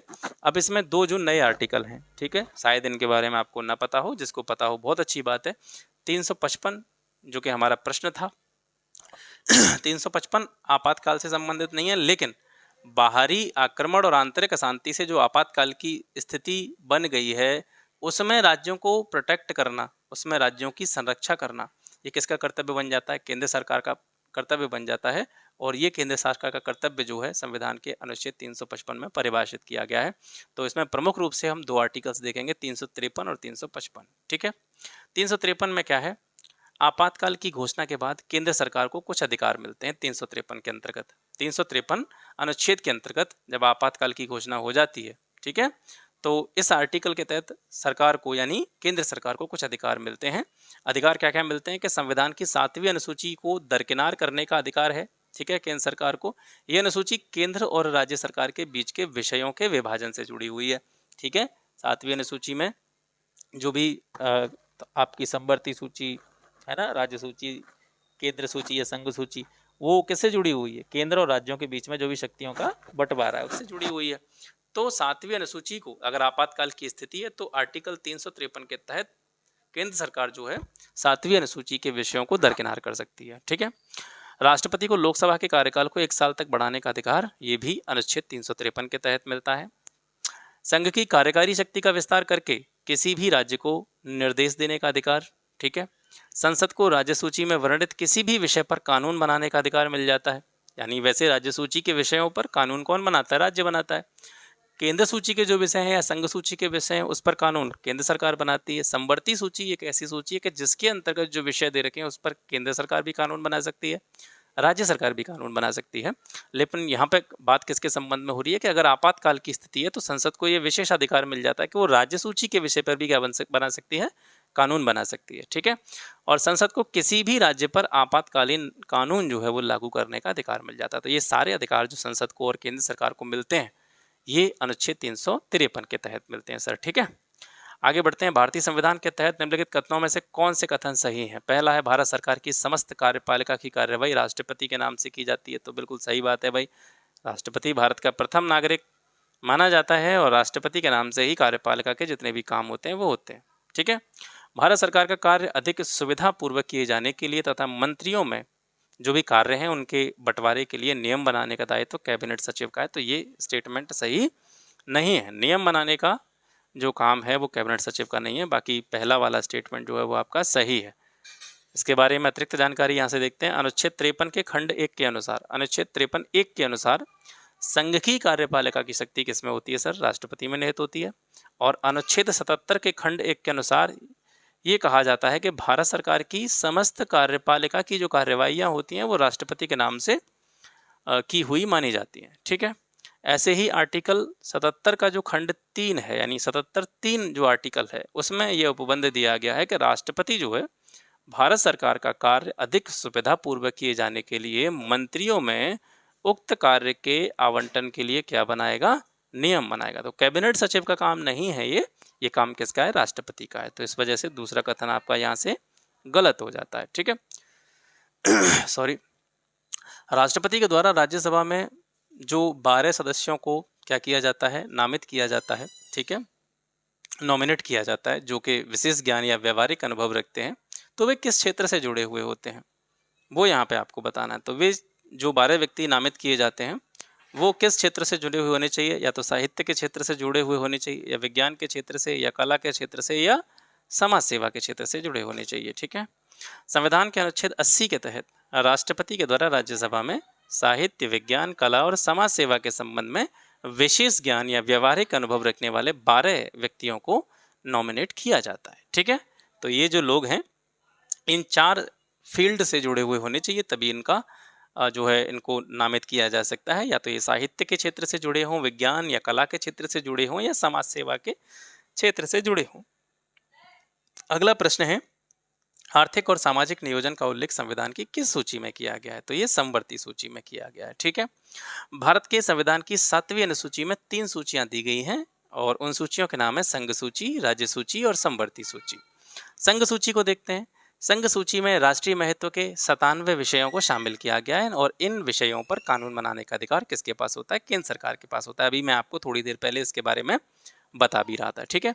तो यहाँ पर कौन कौन से विषय आते हैं, तो कभी कभी पूछ लेता है निम्न में से कौन सा विषय समवर्ती सूची का विषय है, या कौन सा राज्य सूची का विषय है, या कौन सा केंद्र सूची का विषय है। तो इसमें तो बहुत सारे विषय हैं, लेकिन जो प्रमुख प्रमुख विषय हैं उनको मैंने यहाँ पे लिख दिया है। तो ये संघ सूची के विषय हैं जिन पर केंद्र सरकार जो है कानून बना सकती है। उनको एक बार यहाँ से देख लेते हैं जल्दी जल्दी। जैसे रक्षा से जुड़े हुए जितने भी मामले, नौसेना, सेना, वायुसेना, ठीक है, या सशस्त्र बल, तो ये सारे रक्षा से जुड़े हुए मामले आ गए। इन पर कानून बनाने का अधिकार केंद्र सरकार का होता है। विदेशी मामले, केंद्रीय खुफिया और जांच ब्यूरो, संयुक्त राष्ट्र संगठन से जुड़े हुए मामले, युद्ध और शांति से जुड़े हुए मामले, नागरिकता, देशीकरण और विदेशियों के आने जाने से जुड़े हुए मामले, रेलवे, अंतर्देशीय जलमार्गों पर शिपिंग और नेविगेशन से जुड़े हुए मामले, डाक और तार, टेलीफोन, वायरलेस, ठीक है, या इसके अलावा जो प्रसारण से और संचार से या कम्युनिकेशन से जुड़ी हुई जो चीज़ें होती हैं उन पर भी कानून बनाने का अधिकार केंद्र सरकार का होता है। मुद्रा, सिक्का, कानूनी निविदा या जो टेंडर्स होते हैं, विदेशी मुद्रा से जुड़े हुए मामले, अंतर्राज्यीय व्यापार और वाणिज्य से जुड़े हुए मामले, इसके अलावा जनगणना, संघ और राज्यों के खातों का ऑडिट करने संबंधी जो मामले हैं, ये सभी मामले केंद्र सूची या संघ सूची के विषयों के अंतर्गत आते हैं। ठीक है। अब इसके बाद में आती है सर राज्य सूची। इसमें आते हैं 61 विषय, और राज्य सूची के जो कुछ प्रमुख विषय हैं वो यहाँ पे हम देखते हैं। सार्वजनिक व्यवस्था, पुलिस, जेल, स्थानीय सरकार, सार्वजनिक स्वास्थ्य और स्वच्छता, अस्पताल और औषधालय, भारत के भीतर तीर्थ यात्रा से जुड़े हुए मामले, मादक पदार्थ जैसे शराब जैसे मामले, विकलांग और बेरोजगारों को राहत, पुस्तकालय, संचार, कृषि, पशुपालन, जलापूर्ति, सिंचाई और नहरें, मत्स्य पालन और सड़क यात्री कर और माल कर, ये सारे मामले राज्य सूची के हैं। इन पर राज्य सरकार कानून बना सकती है। समवर्ती सूची में जो 52 विषय हैं, ये ऐसे विषय हैं जिन पर केंद्र सरकार भी कानून बना सकती है, राज्य सरकार भी कानून बना सकती है। तो इसमें कौन कौन से आते हैं, ज़्यादातर जो प्रश्न पूछा जाता है इसी से पूछा जाता है। तो शिक्षा समवर्ती सूची का विषय है, केंद्र भी कानून बना सकता है, राज्य भी बना सकता है। ऐसे ही वन, नापतौल, वन्य जीवों और पक्षियों का संरक्षण, न्याय का प्रशासन, आपराधिक कानून, विवाह और तलाक के मामले, दिवालियापन और दिवाला, न्यास और ट्रस्टों से जुड़े हुए मामले, साक्ष्य और शपथ से जुड़े हुए मामले, सिविल प्रोसीजर्स, अदालत की अवमानना, जानवरों के लिए क्रूरता की रोकथाम, आर्थिक और सामाजिक नियोजन, स्टाम्प ड्यूटी, ड्रग्स और जहर, बिजली, ये सभी मामले ऐसे हैं जिन पर केंद्र के साथ साथ राज्य सरकार भी कानून बना सकती है। और इसके साथ साथ मैंने आपको ये भी बताया था कि अगर कोई ऐसा मामला है जिसमें केंद्र और राज्य के कानून में कोई भी विरोधाभास की स्थिति उत्पन्न हो गई है, तो फाइनली अगर एक ही मामले पर जब दोनों कानूनों की बात होगी तो उसमें केंद्र सरकार वाला जो कानून होगा वो प्रभावी रहेगा। ठीक है। सॉरी, थोड़ा सा पानी पी लेते हैं।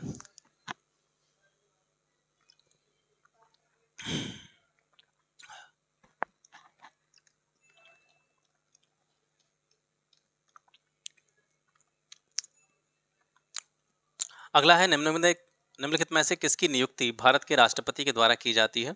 यहाँ पर दे रखे वित्त आयोग के अध्यक्ष, नीति आयोग के उपाध्यक्ष और संघ राज्य क्षेत्र का मुख्यमंत्री। तो इसमें से देखिए नीति आयोग के उपाध्यक्ष की नियुक्ति राष्ट्रपति नहीं करता है, प्रधानमंत्री करता है। तो पहला तीसरा है, यानी वित्त आयोग का अध्यक्ष और संघ राज्य क्षेत्र का जो मुख्यमंत्री होगा या प्रशासक होगा या राज्यपाल होगा, उसकी नियुक्ति किसके द्वारा की जाएगी? राष्ट्रपति के द्वारा की जाएगी। संविधान के अनुच्छेद 280(1) के अनुसार वित्त आयोग के अध्यक्ष की नियुक्ति राष्ट्रपति के द्वारा की जाती है। आर्टिकल भी याद रखेंगे, अनुच्छेद 239 का 5वां खंड, ठीक है। और संघ राज्य क्षेत्र सरकार अधिनियम 1963 के तहत संघ राज्य क्षेत्र क्रमशः दिल्ली और पुदुचेरी के मुख्यमंत्री की नियुक्ति राष्ट्रपति के द्वारा की जाएगी और अन्य मंत्रियों की नियुक्ति राष्ट्रपति मुख्यमंत्री की सलाह पर करेगा तथा मंत्री राष्ट्रपति के प्रसाद पर्यंत पद पर बने रहेंगे। ये पूरे प्रावधान दे रखे हैं इसमें। नीति आयोग के उपाध्यक्ष की नियुक्ति राष्ट्रपति के द्वारा न होकर के प्रधानमंत्री के द्वारा की जाती है। सूची 1 को सूची 2 से सुमेलित करना है, पहले से ही सुमेलित हैं। अनुसूचियां दे रखी हैं और अनुसूचियों में कौन कौन सी चीज़ों के बारे में बताया गया है या वो किससे संबंधित हैं, ये आपको यहाँ से देखना है। 7वीं अनुसूची, ये विधायी शक्तियों का वितरण इसमें किया गया। अभी हम थोड़ी देर पहले बात ही कर रहे थे 7वीं अनुसूची में जो है समवर्ती सूची, राज्य सूची और केंद्र सूची, इनके बारे में बात की गई है।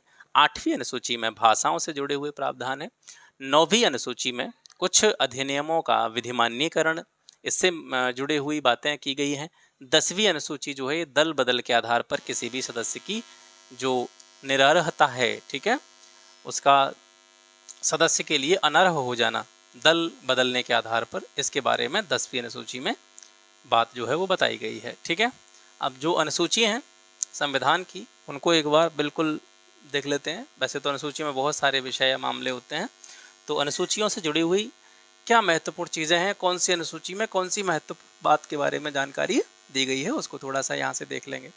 भारतीय संविधान की पहली अनुसूची, इसमें क्या दिया गया है सर? इसमें राज्य और केंद्र शासित प्रदेशों के नामों को शामिल किया गया है। राज्यों का जो क्षेत्रीय अधिकार है कितना रहेगा या उसका जो अधिकार क्षेत्र कितना है, ये जो है पहली अनुसूची में है। दूसरी अनुसूची में जो भी पदाधिकारी होते हैं, उनके भत्ते, उनके विशेषाधिकार, उनकी परिलब्धियों से संबंधित मामले जो है वो दूसरी अनुसूची में है। तीसरी अनुसूची में शपथ और जो भी प्रतिज्ञान है उसके जो फॉर्मेट हैं वो दिए गए हैं। चौथी अनुसूची में राज्यसभा में राज्यों और केंद्र शासित प्रदेशों के लिए सीटों के आवंटन किस तरीके से किए जाएंगे, इसके संबंध में प्रावधान दिए गए हैं। 5वीं अनुसूची में अनुसूचित क्षेत्रों और अनुसूचित जनजातियों के प्रशासन और नियंत्रण के संबंध में प्रावधान दिए गए हैं, ठीक है। 6ठी अनुसूची, ये बहुत महत्वपूर्ण है और ये यहाँ से प्रश्न बन ही जाता है, मतलब पूछ ही लेता है कैसे भी करके घुमा फिरा के। 6ठी अनुसूची में असम, मेघालय, त्रिपुरा और मिजोरम, इन 4 राज्यों के बारे में बात की गई है। इन 4 राज्यों के जो जनजातीय क्षेत्र हैं उनके प्रशासन के संबंध में प्रावधान 6ठी अनुसूची में करे गए। राज्यों का नाम याद रखेंगे, असम, मेघालय, त्रिपुरा और मिजोरम। 11वीं अनुसूची में पंचायतों की शक्ति, अधिकार और उनकी जिम्मेदारियों को निर्दिष्ट करने वाले प्रावधान में इसमें 29 विषय हैं, ठीक है। 11वीं अनुसूची 73वां संविधान संशोधन याद रखेंगे, 29 विषय। 12वीं अनुसूची में जो है यही मामला है, लेकिन वो नगरीय क्षेत्रों से संबंधित है। त्रिस्तरीय, जो नगरीय क्षेत्र पर त्रिस्तरीय ढांचा है पंचायती राज का, है ना, उसको यहाँ पे बताया गया है। तो नगर पालिकाओं की शक्तियाँ, अधिकार और जिम्मेदारियों को निर्दिष्ट करने वाले प्रावधान जो हैं वो 12वीं अनुसूची में हैं। सूची 1 को सूची 2 से मिलाना है। संविधान के भाग दे रखे हैं, किस भाग में कौन कौन सी चीज़ें हैं उनको देखना है। तो संविधान का भाग 15, इसमें निर्वाचन से जुड़े हुए उपबंध हैं। भाग 16 में कुछ वर्गों के संबंध में विशेष उपबंध दिए गए हैं। संविधान का भाग 17 राजभाषा से संबंधित है। संविधान का भाग 18, ये इसमें आपात से जुड़े हुए जो भी उपबंध हैं, जो भी मामले हैं वो दिए गए हैं। 19वां प्रश्न है, ब्रिटिश भारत में उत्तरी पश्चिमी प्रदेश, यानी वर्तमान में जिसको उत्तर प्रदेश के नाम से जाना जाता है, इसके लिए उच्च न्यायालय किस वर्ष आगरा से इलाहाबाद ट्रांसफ़र करा गया था? तो पहले ये जो है इसका उच्च न्यायालय था, आगरा हुआ करता था, फिर इसको इलाहाबाद ट्रांसफ़र कर दिया गया। कब करा गया इसको? 1869 में, ठीक है।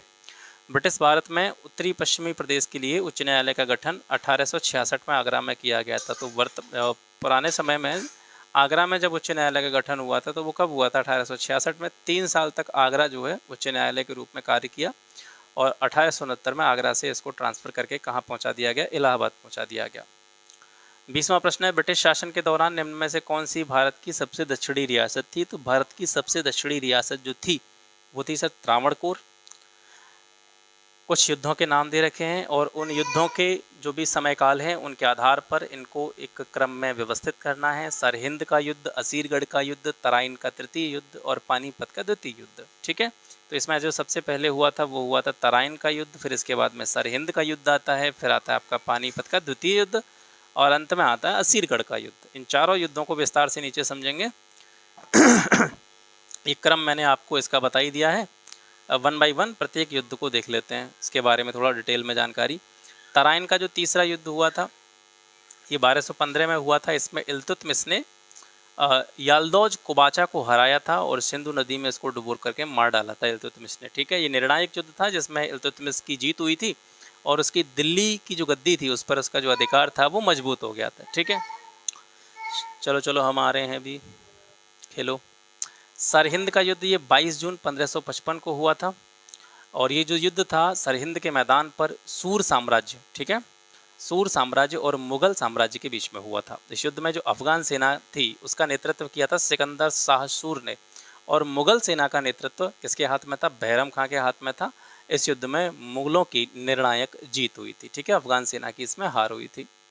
पानीपत का दूसरा युद्ध हुआ था 5 नवंबर 1556 को। ये युद्ध दिल्ली के अफगान शासक आदिल शाह सूर, ठीक है, और हिंदू शासक हेमचंद्र विक्रमादित्य, जिसको हेमू भी कहा जाता था, ठीक है, और अकबर की सेना के बीच में हुआ था। ठीक है, हेमू का युद्ध मुगल सेनापति बैरम खां की कूटनीतिक चाल से हार गया।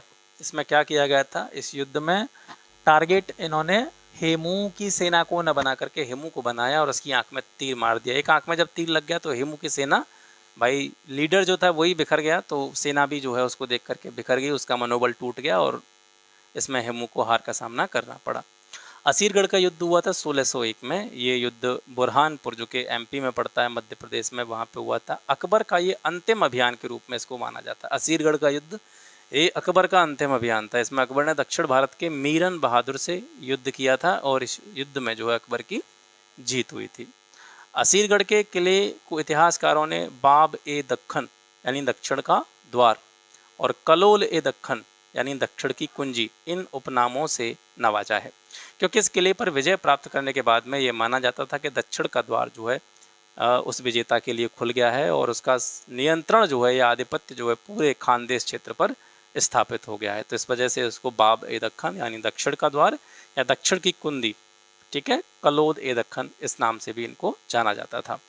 मौर्य साम्राज्य के संदर्भ में विविताध्यक्ष का पद जो है वो किसको संदर्भित करता है? इसका क्या मतलब था? ये किस विभाग का अध्यक्ष होता था?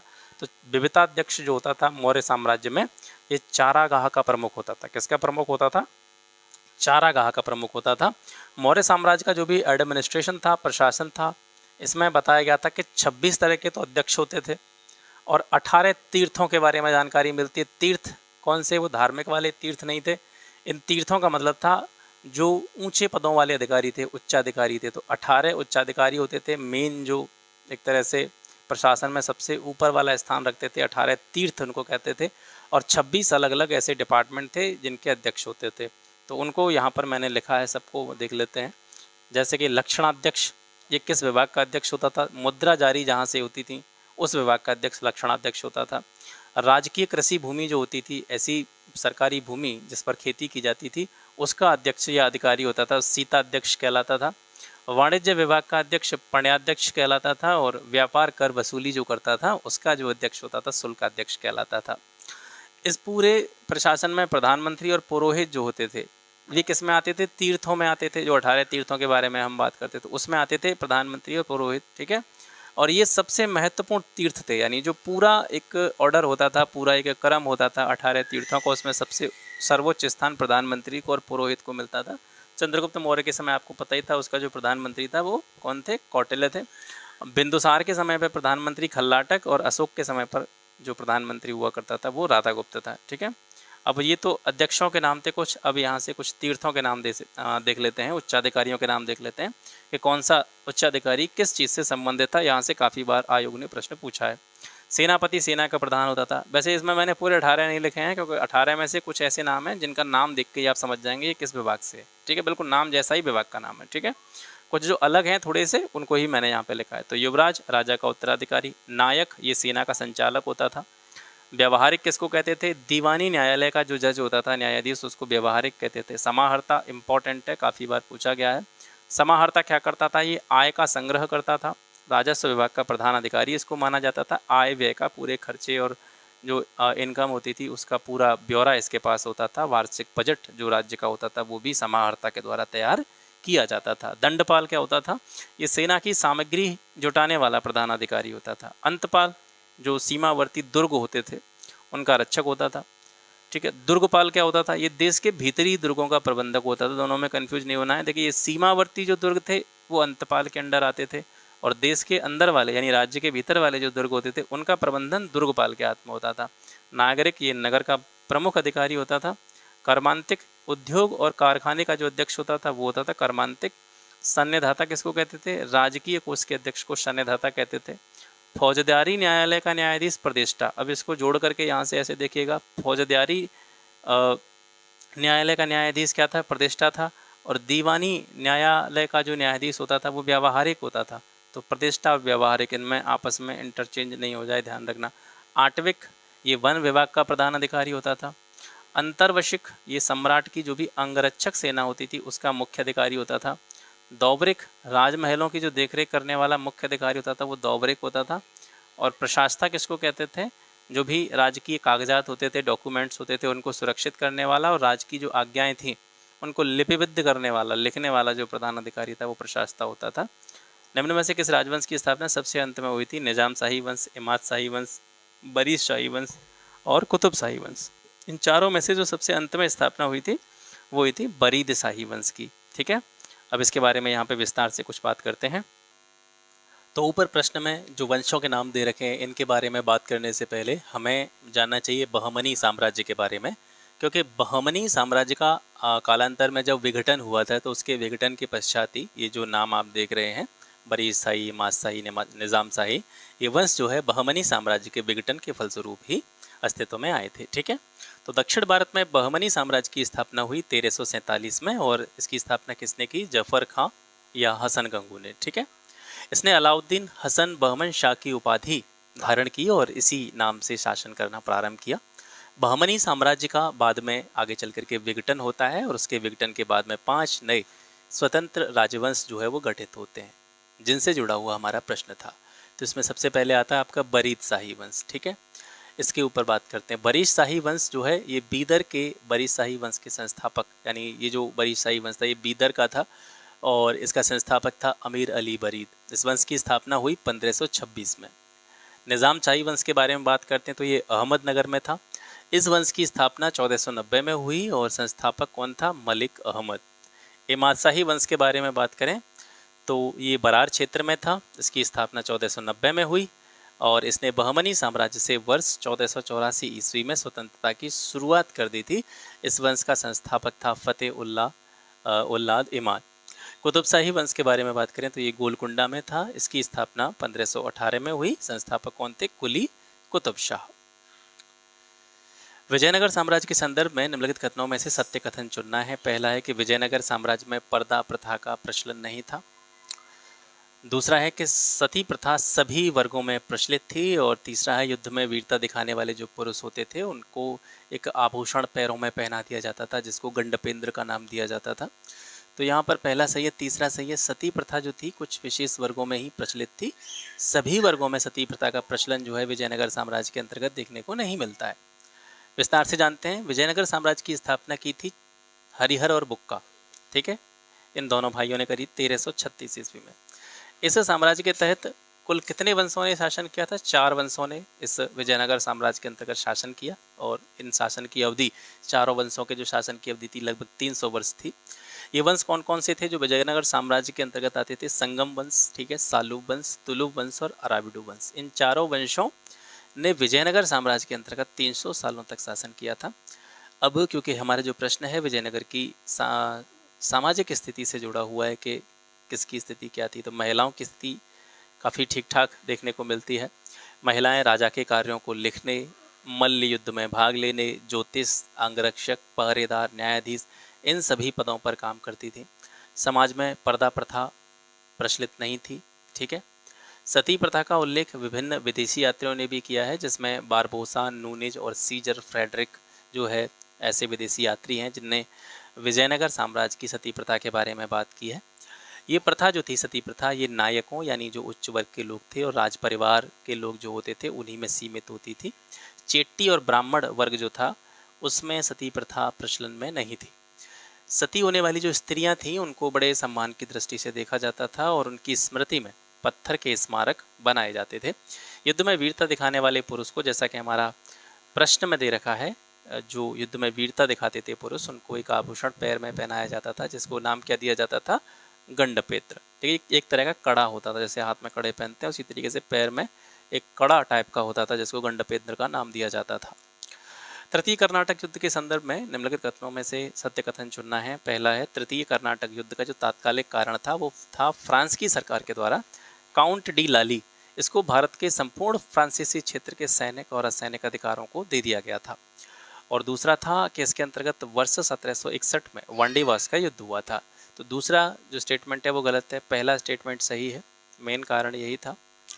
भारत में व्यापारिक एकाधिकार के लिए अंग्रेजों और फ्रांसीसियों के बीच में कुल 3 कर्नाटक युद्ध हुए थे। अंग्रेजों और फ्रांसीसियों के बीच में कितने कर्नाटक वॉर हुए? 3 वॉर हुए। इसमें से पहला जो कार्नेटिक वॉर था वो 1746 से 1748 तक लड़ा गया। दूसरा 1749 से 1754 के बीच हुआ। अंग्रेजों और फ्रांसीसियों के बीच में जो तीसरा कर्नाटक युद्ध था वो 1758 से 63 ईस्वी तक चला। ठीक है, तो हमारा प्रश्न तृतीय कर्नाटक युद्ध से जुड़ा हुआ है, तो इसके बारे में थोड़ा डिटेल में देखेंगे। तीसरा कर्नाटक युद्ध 1756 में दरअसल ऑस्ट्रिया और इंग्लैंड के बीच प्रशा में जो सप्तवर्षीय युद्ध चल रहा था उसी के विस्तार के रूप में तीसरे कर्नाटक युद्ध को देखा जाता है भारत के संदर्भ में। यूरोप में फ्रांस ऑस्ट्रिया को और इंग्लैंड प्रशा को सपोर्ट कर रहा था, समर्थन दे रहा था, जिसका प्रत्यक्ष रूप से प्रभाव भारत में जो 2 शक्तियां थीं, अंग्रेजी शक्ति और फ्रांसीसी शक्ति, इन दोनों शक्तियों के जो आपसी संबंध थे इसका सीधा सीधा प्रभाव जो है यहाँ पर देखने को मिला। तीसरा कर्नाटक युद्ध का जो तात्कालिक कारण था वो फ्रांस की सरकार के द्वारा काउंट डी डाली को भारत के संपूर्ण फ्रांसीसी क्षेत्र के सैनिक और असैनिक अधिकारों को प्रदान किया जाना था। तीसरे कर्नाटक युद्ध का अंत जो हुआ था वो जैसे प्रश्न में दे रखा है वॉन्डीवास की संधि से नहीं हुआ था, पेरिस की संधि से हुआ था जो कि 1763 में हुई थी। ठीक है, अगला प्रश्न बहुत महत्वपूर्ण है। निम्न में से कौन सा प्रावधान इलाहाबाद की द्वितीय संधि में शामिल नहीं था? इलाहाबाद की दूसरी संधि जो हुई थी उसमें कौन सा प्रावधान शामिल नहीं था? पहला है कि इलाहाबाद और कड़ा को छोड़ करके अवध का शेष क्षेत्र वापस कर दिया गया था। सही है। कंपनी के द्वारा अवध की सुरक्षा के लिए नवाब के खर्च पर, यानी नवाब पैसा देगा और नवाब के पैसे पर भी एक अंग्रेजी सेना अवध में रखी जाएगी जो अवध की सुरक्षा करेगी। तो ये भी इसमें बात हुई थी। नवाब द्वारा कंपनी को 20 लाख रुपए दिए जाने की बात स्वीकार की गई थी, तो ये गलत है क्योंकि यहाँ पर 20 लाख की बात नहीं थी, यहाँ पर 50 लाख की बात थी। ठीक है, कंपनी को अवध में कर मुक्त व्यापार करने की छूट दे दी गई थी, तो ये भी सही है। तो ये तीसरा वाला गलत है यहाँ से। बक्सर का युद्ध हुआ देखिए 1764 में। ठीक है, बक्सर के युद्ध में सुजाउद्दौला, मीर कासिम और शाह आलम, ठीक है, ये तीनों एक ओर से लड़ रहे थे। इनकी सम्मिलित सेना थी। ये सम्मिलित सेना जो है पराजित होती है। इस युद्ध के बाद शाह आलम द्वितीय, ठीक है, ये अंग्रेजों की शरण में चला जाता है। बक्सर के युद्ध के बाद में इलाहाबाद की पहली और दूसरी संधियाँ होती हैं। तो इलाहाबाद की दूसरी संधि जो इस प्रश्न में दे रखी है उसके संबंध में हम बात करते हैं। ये संधि हुई थी 16 अगस्त 1765 को। इस पर हस्ताक्षर किए गए थे। किस किस के बीच में हुई? लॉर्ड क्लाइव और अवध के नवाब सुजाउद्दौला के बीच में ये संधि संपन्न होती है, इलाहाबाद की दूसरी संधि।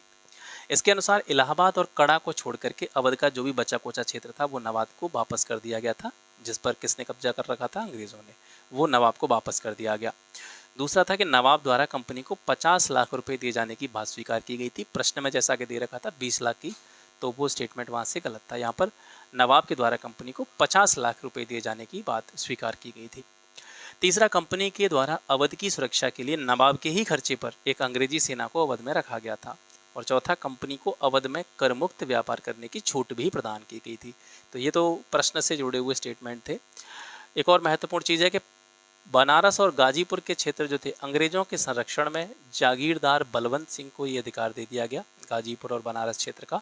हालांकि ये जो जागीरदार था बलवंत सिंह, ये अवध के राजा के अधीन ही इसको माना गया। ठीक है, 27वां प्रश्न है, कुछ संधियों के नाम दे रखे हैं, बड़गांव की संधि, सालबाई की संधि, पुरंदर की संधि और बसीन की संधि। ये तो इसमें सबसे पहले कौन सी हस्ताक्षरित हुई थी इन चारों में से? तो चारों में से सबसे पहले हुई थी पुरंदर की संधि। ठीक है, व्याख्या देखते हैं इसकी। पहला आंग्ल मराठा युद्ध, अंग्रेजों और मराठाओं के बीच में जो पहला युद्ध हुआ 1775 से 1782 ईस्वी तक ये हुआ।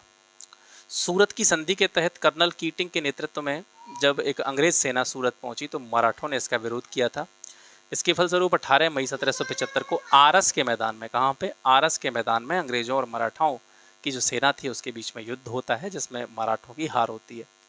और हार के बाद में एक संधि की गई, पुरंदर की संधि। और इसमें क्या क्या बातें हुई थी उनके बारे में थोड़ा देखते हैं।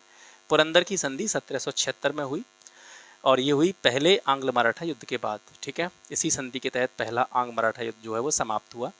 इस संधि के प्रावधानों के अनुसार ये निश्चित किया गया कि कंपनी राघोबा का समर्थन नहीं करेगी, लेकिन जो सालसेट द्वीप और थाने वाला जो क्षेत्र है इस पर अंग्रेजों का जो प्रभुत्व है, उनका अधिकार है, वो बना रहेगा। पुरंदर की संधि कलकत्ता की अंग्रेजी सरकार और पूना दरबार के बीच में हुई थी। ठीक है, इसके बाद में बड़गांव की संधि आती है, ये 1779 में हुई थी। इस संधि के तहत 1773 के बाद में बम्बई सरकार द्वारा जितने भी जीते गए सारे मराठा क्षेत्र थे वो मराठों को वापस करने पड़े थे। वारेन हेस्टिंग्स के लिए काफ़ी अपमानजनक संधि थी, क्योंकि उसको जीते हुए क्षेत्रों को वापस करना पड़ा था। तो कहीं ना कहीं उसका ईगो सामने आया और उसने इसको मानने से इनकार कर दिया। कालांतर में अंग्रेज सरकार और पूना दरबार के बीच में फिर एक संधि होती है, जिसे सालबाई की संधि के नाम से जाना जाता है। ये संधि 1782 में हुई। इस संधि के तहत अंग्रेजों ने रघुनाथ राव का साथ छोड़ दिया और उसे 2.5 लाख वार्षिक पेंशन दे दी गई। महादजी सिंधिया को युद्ध में हारे गए उनके क्षेत्रों को वापस देने की बात कही गई और उसे स्वतंत्र शासक की मान्यता मिली। माधव नारायण राव को पेशवा की मान्यता मिली और सालसेट और थाने के जो दुर्ग थे वो अंग्रेजों को मिले। बसीन की संधि हुई 31 दिसंबर 1802। ठीक है, 31 दिसंबर 1802। इसके तहत पेशवा ने पूना में अंग्रेजी सेना को रखना स्वीकार किया। सबसे इंपॉर्टेंट स्टेटमेंट इस बसीन की संधि का यही है, पूछा गया है प्रश्न इसी से जुड़ा हुआ, इस वजह से मैं आपको बता रहा हूँ। पेशवा ने सूरत नगर जो था वो कंपनी को सौंप दिया था। किस संधि के तहत? बसीन की संधि के तहत। 28वां है, देशी रियासतों के प्रति ब्रिटिश नीति का वर्णन करने वाली एक पुस्तक है the native states of India. ये किसने लिखी है? तो ये विलियम ली वार्नर के द्वारा लिखी गई है। गुजरात के शासक भीम द्वितीय ने निम्न में से किस वर्ष मोहम्मद गोरी को हराया था? 1178 ईस्वी में मोहम्मद गोरी को भीम द्वितीय के द्वारा हराया गया था। ये सैयद वंश के शासकों से जुड़ा हुआ प्रश्न है और इनको कालक्रम के अनुसार में व्यवस्थित करना है। सैयद वंश के शासक हैं मोहम्मद शाह, मुबारक शाह और अलाउद्दीन आलम शाह। तो इसमें से सबसे पहला शासन किसका था? मुबारक शाह का था। इसके बाद में मोहम्मद शाह आए, फिर इसके बाद में अलाउद्दीन आलम शाह आया। ठीक है, सैयद वंश से जुड़ा हुआ क्वेश्चन है तो सैयद वंश के बारे में थोड़ा सा यहाँ पे बात कर लेते हैं। दिल्ली सल्तनत में कुल 5 वंशों ने शासन किया और सैयद वंश का क्रम कौन सा था? दिल्ली सल्तनत में चौथा वंश था। 1414 में खिज़र खां ने दौलत खां को हराया और दिल्ली पर अधिकार किया और उसने एक नए वंश की नींव डाली और यही वंश जो है आगे चल करके क्या कहलाया? सैयद वंश कहलाया। खिज़र खां जो कि सैयद वंश का संस्थापक था, इसका शासनकाल 1414 से 1421 तक रहा। ठीक है, इसके बाद में दूसरा शासक कौन था? मुबारक शाह। इसका शासन 1421 से 1434 तक रहा। मुबारक शाह ने खुतबा पढ़वाया और अपने नाम के सिक्के चलवाए। इसके साथ ही खुतबे से तैमूर के वंशजों के जो नाम थे, ठीक है, और तुगलक वंश के सिक्कों के जो शासकों के जो नाम चले आ रहे थे पहले से ही, उनको क्या कर दिया? हटवा दिया। इसने सिक्कों पर अपना नाम गुदवाया और क्या नाम गुदवाया? मुइजुद्दीन मुबारक शाह। इस नाम से इसने सिक्के चलाए। यमुना नदी के किनारे मुबारकाबाद की स्थापना भी मुबारक शाह ने करी। मुबारक शाह ने तारीख ए मुबारक शाही, एक ग्रंथ है, पुस्तक है, इसके लेखक है याहिया बिन अहमद सरहिंदी। इसको संरक्षण किसने दिया था? मुबारक शाह ने दिया था। मोहम्मद शाह ने 1434 से 1445 ईस्वी तक शासन किया था और मुबारक शाह की हत्या में प्रमुख भूमिका निभाने वाले सरवर उल मुल्क को दंड देने की बजाय मोहम्मद शाह ने उसे वजीर का पद दिया था। यानी इससे पहले जो मुबारक शाह था उसकी हत्या किसने करी थी? सरवर उल मुल्क। ठीक है, और पहले शासक की हत्या कर दी गई। उसके बाद में इसका जो उत्तराधिकारी था मोहम्मद शाह, इसने उसको दंड नहीं दिया बल्कि उसने अपने शासन में उसको वजीर बना दिया। मोहम्मद शाह के काल में जो असली शक्ति थी वो किसके हाथ में थी? सरवर उल मुल्क के पास ही थी। ठीक है, दिल्ली सल्तनत पर मालवा के शासक महमूद खिलजी ने आक्रमण किया, लेकिन उचित समय पर सरहिंद या पंजाब के अफगान राज्यपाल बहलोल लोदी की सैनिक सहायता जो है दिल्ली को मिली, और इसी की वजह से दिल्ली सल्तनत महमूद खिलजी के आक्रमण से जो है बच जाती है। सुल्तान मोहम्मद शाह ने बहलोल लोदी का सम्मान किया क्योंकि उसने उसको सपोर्ट किया था, ठीक है, और उसे अपना पुत्र कहकर के पुकारा। इसके साथ साथ बहलोल लोदी को खाने खाना की उपाधि भी सुल्तान मोहम्मद शाह के द्वारा दी गई। जौनपुर के निम्नलिखित में से किस शासक ने कन्नौज पर विजय हासिल करी थी? 4 शासकों के नाम दे रखे हैं, हुसैन शाह शर्की, मलिक सरवर, मोहम्मद शर्की, इब्राहिम शर्की। कन्नौज पर विजय प्राप्त करने में किसका नाम आता है? इब्राहिम शर्की का नाम आता है। इसके बारे में और अतिरिक्त जानकारी देखते हैं। फिरोज शाह तुगलक के द्वारा अपने चचेरे भाई मोहम्मद जौना खां की स्मृति में जौनपुर की स्थापना की गई थी। जौनपुर की स्थापना किसकी स्मृति में की गई? जौना खां की, ठीक है। और जौनपुर की स्थापना की किसने थी? फिरोज शाह तुगलक ने, ठीक है। स्वतंत्र जौनपुर राज्य की स्थापना का श्रेय किसको जाता है? तो ये जौनपुर के सूबेदार मलिक हुसैन सरवर को जाता है। जौनपुर की स्थापना किसने करी? ये फिरोज शाह तुगलक ने करी, जौना खां की स्मृति में। लेकिन जौनपुर एक स्वतंत्र राज्य के रूप में अपना अस्तित्व इसने कायम किया, तो इसका जो श्रेय जाता है, इसका जो क्रेडिट जाता है, वो जौनपुर का सूबेदार था मलिक हुसैन सरवर। इसने जो है जौनपुर को एक स्वतंत्र राज्य के रूप में स्थापित किया। मुबारक शाह सरकी, जिसका शासनकाल 1399 से 1402 तक माना जाता है, ये मलिक सरवर का उत्तराधिकारी हुआ, लेकिन इसका जो समय है या इसका जो कार्यकाल है वो बहुत ज़्यादा उल्लेखनीय नहीं है, और ज़्यादा समय तक भी इसका कार्यकाल नहीं रहा था, और ये बहुत अच्छा शासक भी नहीं था। इसका जो छोटा भाई था मुबारक शाह का, और इसका जो उत्तराधिकारी बना था, ठीक है, मुबारक शाह के बाद में, तो इब्राहिम शर्की, इसने प्रभावशाली ढंग से अपने राज्य का विस्तार किया था। इसका शासनकाल ठीक ठाक चला 1402 से 1440 तक। और इब्राहिम शर्की ने कन्नौज पर जो विजय प्राप्त करी थी, जिससे जुड़ा हुआ हमारा क्वेश्चन था, वो 1406 में प्राप्त करी थी। इस समय कन्नौज जो है वो किसके अधीन हुआ करता था? ये मोहम्मद शाह तुगलक के अधीन हुआ करता था। मोहम्मद शाह तुगलक के अधीन जो कन्नौज था, इस पर इब्राहिम शर्की ने जो है अधिकार कर लिया था 1406 ईस्वी में। इब्राहिम के उत्तराधिकारी महमूद शर्की, जिसका शासनकाल 1440 से 1457 तक है। इसके अलावा मोहम्मद शर्की 1457 से 1458 और हुसैन शर्की 1458 से 1479।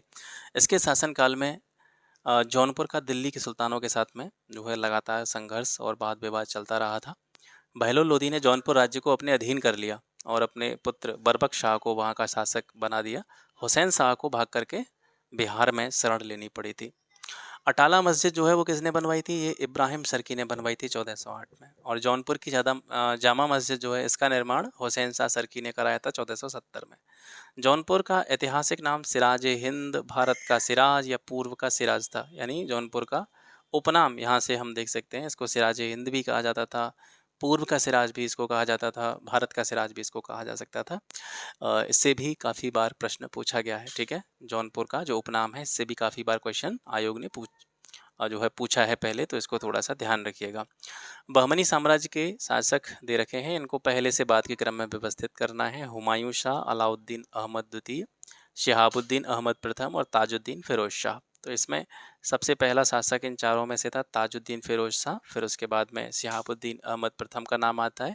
इसके बाद में शासक बना अलाउद्दीन अहमद द्वितीय, और सबसे अंत में हुमायूं शाह का नाम आता है। इससे जुड़ी हुई अतिरिक्त जानकारी यहाँ से देखते हैं। बहमनी साम्राज्य, बहमनी साम्राज्य की स्थापना मोहम्मद बिन तुगलक के काल में निरंतर विद्रोह और अशांति का परिणाम थी। यानी जब बहमनी साम्राज्य का उत्थान होता है, इसका उदय होता है, तो उस टाइम पर एक बड़े साम्राज्य पर जो शासन हुआ करता था, मोहम्मद बिन तुगलक का हुआ करता था। और मोहम्मद बिन तुगलक के शासनकाल में लगातार विद्रोह होते रहे, और कहीं ना कहीं एक पॉलिटिकल अशांति, राजनीतिक अशांति जो है यहाँ पर उत्पन्न होती रही, विवाद होते रहे, और इन्हीं चीज़ों का परिणाम ये निकला कि बहमनी साम्राज्य का उदय होता है, ठीक है। 1347 में जफर खां हसन गंगूर ने अलाउद्दीन बहमन शाह की उपाधि से बहमनी साम्राज्य की नींव डाली थी, और ये वंश का पहला शासक था जिसने 1358 तक शासन किया। इसके बाद में ताजुद्दीन फिरोज शाह 1397 से 1422 तक इसका शासन रहा। फिरोज शाह ने खेरला के शासक नरसिंह राय को हरा करके बरार का प्रांत जीता था। इसने विजयनगर के शासक देवराय प्रथम को भी हराया था, और संधि करने पर भी इसको बाध्य कर दिया था। फिरोज शाह जो था ये कला प्रेमी था और एक अच्छा लेखक भी था। इसने अरबी, फारसी, तुर्की, इसके अलावा तेलुगु, मराठी, मलयालम, इन सभी भाषाओं का अच्छा ज्ञान प्राप्त किया था। इसके बाद में शहाबुद्दीन अहमद प्रथम की बात करते हैं। 1422 से 1436 तक ये बहमनी साम्राज्य का शासक था। इसने अपनी राजधानी को गुलबर्गा से स्थानांतरित करके बीदर बनाया था। ये बहुत इंपॉर्टेंट है, याद रखेंगे इसको, ठीक है। शहाबुद्दीन अहमद प्रथम ने अपनी राजधानी को गुलबर्गा से ट्रांसफ़र करके कहाँ पे ले गया था इसको, ये बीदर ले गया, और नवीन राजधानी को मोहम्मदाबाद का नाम दिया। इसकी उदारता के कारण इसको अहमद शाह वली या संत अहमद के नाम से भी जाना जाता है। अलाउद्दीन अहमद द्वितीय, इसका शासनकाल रहा 1436 से 1458। इसका संपूर्ण शासनकाल तेलंगाना, गुजरात, खानदेश, विजयनगर, मालवा और उड़ीसा के साथ में युद्ध में गुजर गया। इसके शासनकाल में महमूद गवां को राज्य की सेवा में लिया गया। किसको लिया गया? महमूद गवां। इसका उत्थान किसके टाइम पे होता है? अलाउद्दीन अहमद द्वितीय के समय में होता है। इसके बाद में आता है हुमायूं शाह। हुमायूं शाह ने 1458 से 1461 तक शासन किया, और हुमायूं शाह के शासनकाल में महमूद गवां, जो कि किसके टाइम पर आया था? अलाउद्दीन अहमद द्वितीय के टाइम पर आया था। तो ये हुमायूं शाह के समय में एक योग्य सेनानायक बन गया, और यही कारण है कि हुमायूं शाह के शासनकाल की समस्त सफलताएं जो हैं, जितनी भी जीत उसकी थी, उसका श्रेय महमूद गवां को जाता है। हुमायूं शाह को उसके क्रूर स्वभाव के कारण जालिम कहा जाता है। हुमायूं शाह को दक्कन का नीरो भी कहा जाता है, ये इसके उपनाम है।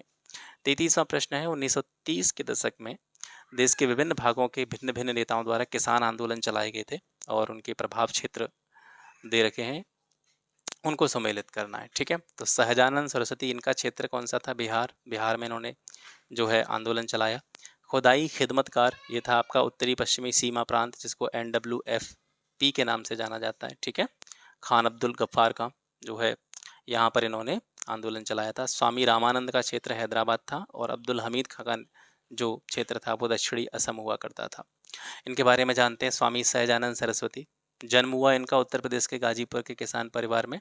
1914 में काशी से भूमिहार ब्राह्मण पत्र इन्होंने निकाला, और 1916 तक उसका संपादन भी किया, प्रकाशन भी किया। 1930 में अमहरा, जो कि पटना के पास में एक जगह है, 26 जनवरी को नमक कानून भंग करने के कारण इनको 6 माह की जेल हुई। हजारीबाग जेल में ये रहे, और वहाँ पर गीता रहस्य की रचना इन्होंने करी। गीता रहस्य बाल गंगाधर वाला नहीं है, ठीक है। बाल गंगाधर तिलक ने भी गीता रहस्य लिखा था, ये वो वाला नहीं है, अलग है। ये गीता पर एक महत्वपूर्ण भाष्य था, एक टीका के रूप में इसको लिखा था इन्होंने। 1936 में अखिल भारतीय किसान सभा का संगठन इन्होंने किया, और प्रथम अधिवेशन के अध्यक्ष भी ये बने। लखनऊ में जो है अखिल भारतीय किसान सभा का गठन हुआ था, और ये सबसे महत्वपूर्ण चीज़ है इनसे जुड़ी हुई। इसमें NG रंगा, RM लोहिया, इंदुलाल याग्निक, आचार्य नरेंद्र देव, EMS नंबूदिरीपाद, जयप्रकाश नारायण और अन्य नेता जो है वो मौजूद थे। जवाहरलाल नेहरू ने भी ऑल इंडिया किसान जो सभा थी उसको अपना समर्थन दिया। 1936 में अखिल भारतीय किसान सभा का जो घोषणा पत्र था, उसमें 4 मूलभूत लक्ष्य प्रतिपादित किए गए थे, जिनके लिए ये जिस उद्देश्य से ये अखिल भारतीय किसान सभा बनाई गई थी। इसमें 4 प्रमुख लक्ष्य कौन कौन से थे? जमींदारी प्रथा का उन्मूलन किया जाए, ग्रामीणों पर जो ऋण लाद दिए गए हैं और भारी भरकम ब्याज उनको चुकाना पड़ रहा है, और ऋणों को वो चुकाने में सक्षम नहीं है, उनका भी उन्मूलन किया जाए। भूमि का जो राजस्व दर है उसमें भी कमी करी जाए, और भूमि का जो मालिकाना हक है वो सीधे किसानों के हाथ में जो है प्रदान किया जाए, किसानों के हाथों में उसका स्थानांतरण किया जाए। खुदाई खिदमतगार आंदोलन 1929। खुदाई खिदमतगार का जो शाब्दिक अर्थ है वह भगवान का सेवक या गॉड्स सर्वेंट, ठीक है। तो ये खान अब्दुल गफ्फार खां के नेतृत्व में एक अहिंसक प्रतिरोध आंदोलन था, जिसका उद्देश्य भारत के उत्तरी पश्चिमी सीमा प्रांत में ब्रिटिश शासन का क्या करना था? विरोध करना था। सीमांत गांधी को, खान अब्दुल गफ्फार खां को फ्रंटियर गांधी या सीमांत गांधी के नाम से भी जाना जाता है। इनको बाचा खान के नाम से भी जाना जाता है। इसके अलावा इनको बादशाह खान भी कहा जाता है। महात्मा गांधी के एक दोस्त ने उनको फ्रंटियर गांधी या सीमांत गांधी का नाम दिया था। ये जो इनका आंदोलन था, इसको लाल कुर्ती आंदोलन के रूप में भी जाना जाता है। लाल शर्ट आंदोलन भी इसको बोलते हैं, क्योंकि ये लोग लाल कुर्ती या लाल शर्ट पहनते थे, और एक जैसी वेशभूषा पहन करके वे अपनी एकता और अहिंसक संघर्ष के लिए प्रतिबद्धता के प्रतीक के रूप में एक प्रकार का जो परिधान था वो इनके द्वारा पहना जाता था। इसी से जुड़ा हुआ है एक घटना है, किस्सा ख्वानी बाजार नरसिंहार। ये हुआ था 23 अप्रैल 1930 को। खुदाई खिदमतगार आंदोलन के जो प्रदर्शनकारी थे, जो अहिंसक रूप से अपना प्रदर्शन कर रहे थे, उसके खिलाफ ब्रिटिश सैनिकों के द्वारा एक नरसंहार की कार्यवाही की गई थी, जिसको किस्सा ख्वानी बाजार नरसंहार के नाम से जाना जाता है। गफ्फार खान ने हमेशा मुस्लिम लीग द्वारा कही जाने वाली देश की विभाजन की मांग जो थी उसका विरोध किया था, लेकिन अंत में आपको पता ही है कांग्रेस ने देश के विभाजन को स्वीकार किया था। तो इससे गफ्फार खान को बहुत निराशा हुई थी और इस निराशा पर उन्होंने कुछ शब्द कहे थे। उन्होंने कहा था कि आप लोगों ने हमें भेड़ियों के सामने फेंक दिया। 1987 में भारत सरकार ने खान अब्दुल गफ्फार खान को देश का सर्वोच्च नागरिक सम्मान जो है भारत रत्न, इसे सम्मानित किया था। और चौथा नाम जो था आपके प्रश्न में, मौलाना अब्दुल हामिद खान भशानी। ये एक मुस्लिम नेता थे जिन्होंने भारतीय उपमहाद्वीप के पूर्वोत्तर भाग में असम, बंगाल और बांग्लादेश का जो क्षेत्र था उसमें राष्ट्रवाद को बढ़ावा देने के लिए अहिंसक, सामूहिक, सविनय अवज्ञा जो तकनीकें थी, टेक्निक्स थी, उनका इस्तेमाल किया था। भारतीय राष्ट्रीय आंदोलन से जुड़ी कुछ घटनाएं हैं, उनको कालक्रम के अनुसार आपको क्रमबद्ध करना है। होम रूल आंदोलन, चंपारण सत्याग्रह, जलियांवाला बाग हत्याकांड और भारतीय राष्ट्रीय कांग्रेस का अमृतसर अधिवेशन। तो ये पहले से ही ऑर्डर में लगी हुई है, उसी तरीके से मैंने लिखी है। सबसे पहले होम रूल आंदोलन हुआ था, उसके बाद में चंपारण होता है आपका, ठीक है, 17 में, और फिर 19 में आपका जलियांवाला बाग हत्याकांड होता है, और भारतीय राष्ट्रीय कांग्रेस का अमृतसर अधिवेशन इसके तुरंत बाद होता है। होम रूल आंदोलन जो हुआ था, इसमें दो विशेष नाम आते हैं, बाल गंगाधर तिलक और एनी बेसेंट, ठीक है। इनकी शुरुआत इन्होंने की थी। तिलक ने अप्रैल 1916 में और एनी बेसेंट ने सितंबर 1916 में होम रूल लीग की स्थापना की थी। तो दोनों की जो लीग थी वो अलग अलग थी, ध्यान रखेंगे। तिलक की जो लीग थी उसकी स्थापना अप्रैल 1916 में हुई और एनी बेसेंट के द्वारा सितंबर 1916 में होम रूल लीग की स्थापना की गई। इस आंदोलन का मकसद था भारतीयों को स्वशासन और सशक्तिकरण देना। ये आयरिश होम रूल लीग से प्रेरित था, यानी इसका जो एक तरह से ओरिजिन माना जाता है होम रूल आंदोलन का, वो आयरलैंड माना जाता है, ठीक है। तो वन बाय वन बात करते हैं तिलक की होम रूल लीग और एनी बेसेंट की होम रूल लीग के बारे में। तिलक की जो होम रूल लीग है, ये अप्रैल 1916 में तिलक ने इंडियन होम रूल लीग की स्थापना करी थी। तिलक के द्वारा आयोजित पहली होम रूल लीग की बैठक कहाँ पे हुई? बेलगाम में हुई। लीग का मुख्यालय पूना में था, जिसको अब पुणे कहा जाता है। इस लीग की जो क्षेत्र था ये कई विशेष क्षेत्रों तक सीमित था, यानी महाराष्ट्र, इसमें बम्बई का शहर शामिल नहीं था। बम्बई शहर छोड़ करके महाराष्ट्र, कर्नाटक, मध्य प्रांत और बरार तक जो है तिलक की होम रूल लीग का जो क्षेत्र था वो फैला हुआ था। इस लीग में 6 ब्रांचेज या 6 शाखाएं इसकी जो है वो शामिल थी।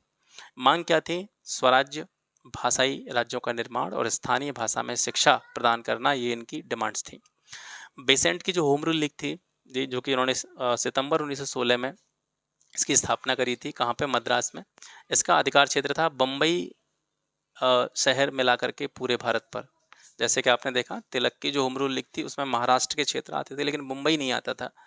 तो महाराष्ट्र के जो अन्य क्षेत्र है वहाँ पर तिलक की होम रूल लीग काम करती थी, मुंबई में नहीं करती थी। और मुंबई में जो है वो एनी बेसेंट की होम रूल लीग काम करती थी। और इसको छोड़ करके जो 4-5 क्षेत्र थे तिलक की होम रूल लीग वाले, उनको छोड़ करके शेष भारत जो था उसमें सक्रिय जो होम रूल लीग थी वो एनी बेसेंट की होम रूल लीग थी। देश भर में इसकी 200 शाखाएं फैली हुई थी। जॉर्ज अरुंडेल जो थे ये लीग के आयोजन सचिव के रूप में कार्यरत थे। लीग के काम में मुख्य योगदानकर्ता थे BW वाडिया और CP रामास्वामी अय्यर। सरकार ने होम रूल आंदोलन का जवाब कठोर दमन से दिया। गिरफ्तारियां हुई, एनी बेसेंट को भी गिरफ्तार किया गया।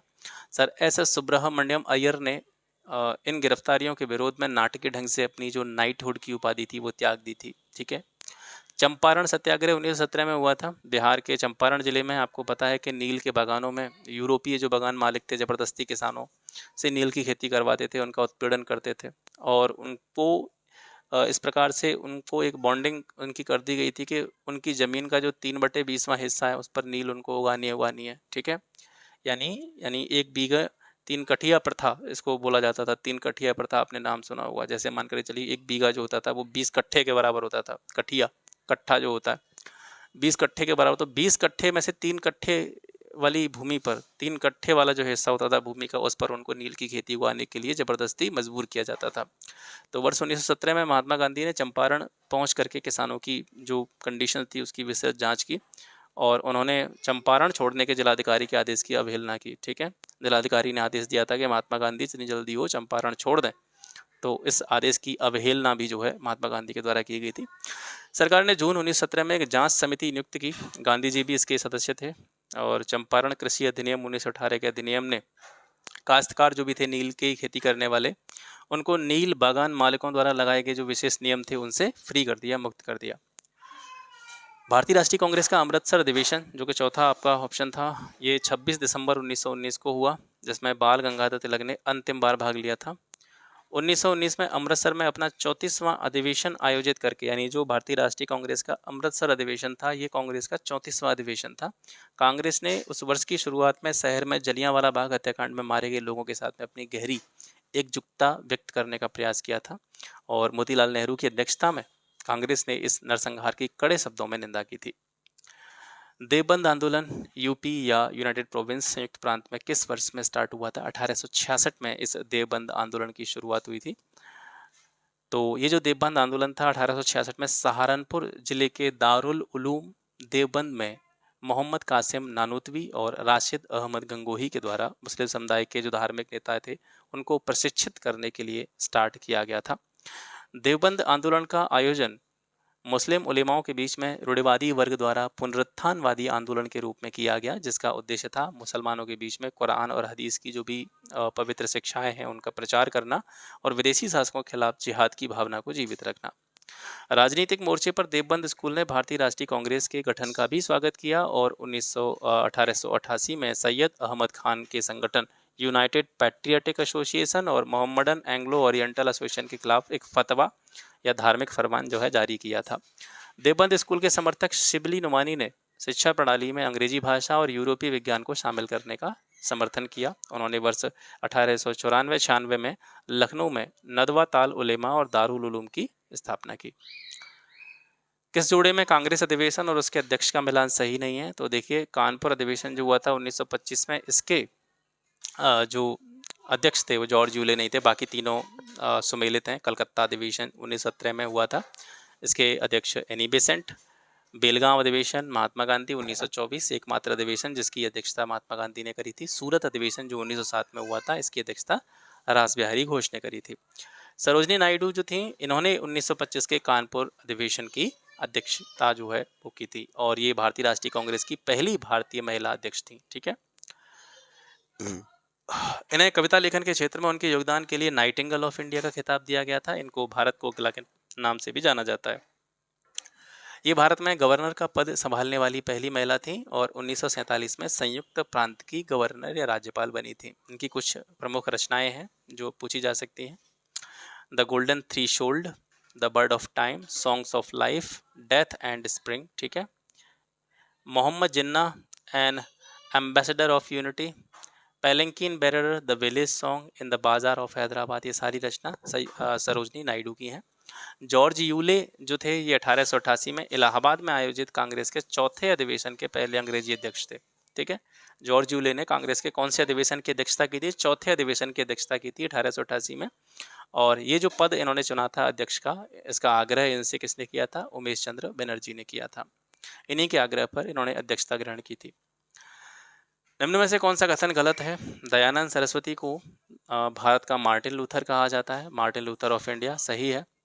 सत्यशोधक समाज की स्थापना शिवनारायण अग्निहोत्री ने करी थी, तो ये गलत है क्योंकि सत्यशोधक समाज की स्थापना ज्योतिबा फुले ने करी थी। बाकी स्वामी दयानंद सरस्वती ने सबसे पहले स्वराज्य शब्द का प्रयोग किया था और हिंदी को राष्ट्रभाषा माना था। ये सही है। महाराष्ट्र के समाज सुधारक गोपाल हरि देशमुख को लोक हितवादी के नाम से भी जाना जाता था। बाकी के तीन सही हैं। सत्यशोधक समाज की स्थापना वो किसने करी थी? ज्योतिबा फुले ने करी थी। ठीक है।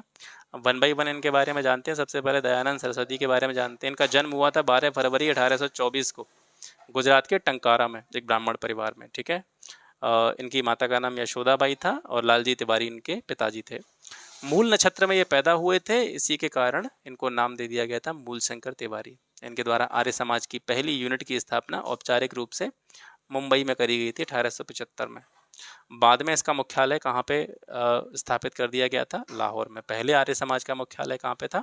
मुंबई में, फिर लाहौर में। आर्य समाज वैदिक धर्म का एक सुधार आंदोलन है और 1876 में भारत भारतीयों के लिए एक नारा इन्होंने दिया था और इसके रूप में स्वराज का आह्वान करने वाले पहले व्यक्ति दयानंद सरस्वती थे। इन्होंने वेदों से प्रेरणा ली, वेदों की और लोटों का नारा दिया और भारत के युग की चट्टान, हिंदू धर्म का अचूक और सच्चा मूल बीज माना। किसको माना? वेदों को। ये कहते थे वेद जो है भारत के युग की चट्टान है, हिंदू धर्म के अचूक और सच्चे मूल ओरिजिन के रूप में वेदों को देखा जाता है, ऐसा उन्होंने कहा था। स्वामी दयानंद सरस्वती के दृष्टिकोण को साकार करने के लिए वर्ष 1886 में डीएवी स्कूल अस्तित्व में आए, दयानंद एंग्लो वैदिक स्कूल खोले गए। पहला डीएवी स्कूल लाहौर में स्थापित किया गया और महात्मा हंसराज इसके प्रधानाध्यापक बने। ज्योतिबा फूले के बारे में बात करते हैं। इनका जन्म 1827 में हुआ, 11 अप्रैल को, महाराष्ट्र में। और फूले जो थे ये थॉमस पाइन की पुस्तक द राइट्स ऑफ मैन से बड़े प्रभावित थे। इनका मानना था कि सामाजिक बुराइयों का मुकाबला करने का एक ही जरिया है जो महिलाएं हैं या जो निम्न वर्ग के लोग हैं उनको एजुकेट करना, उनको शिक्षा देना।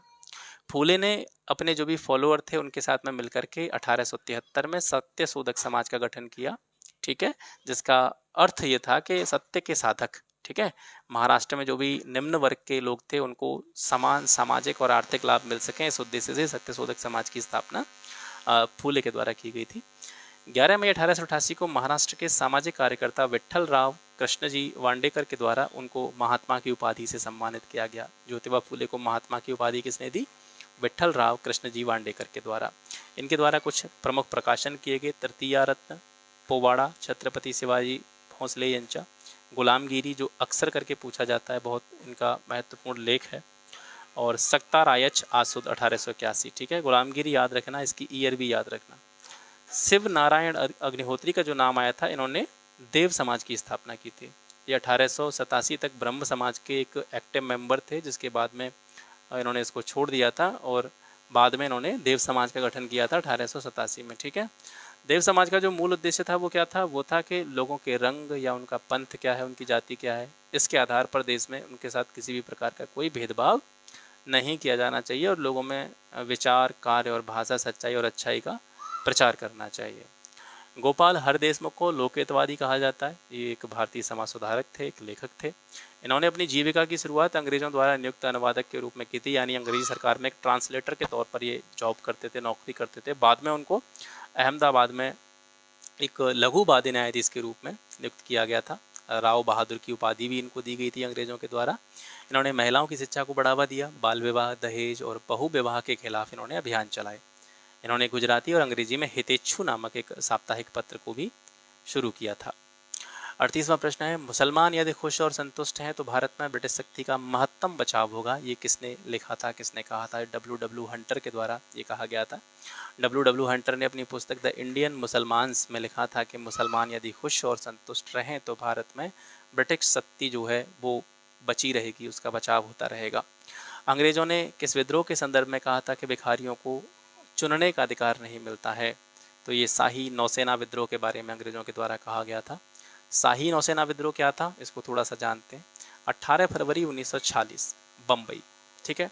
यहाँ पर HMIS तलवार नामक एक जहाज़ था। इस जहाज़ के लगभग 1109 सैनिक जो थे, इन्होंने भारतीय नौसैनिकों के साथ में भोजन एवं वेतन से संबंधित दुर्व्यवहार, नस्लवादी भेदभाव और अपमानजनक व्यवहार के कारण विद्रोह कर दिया था।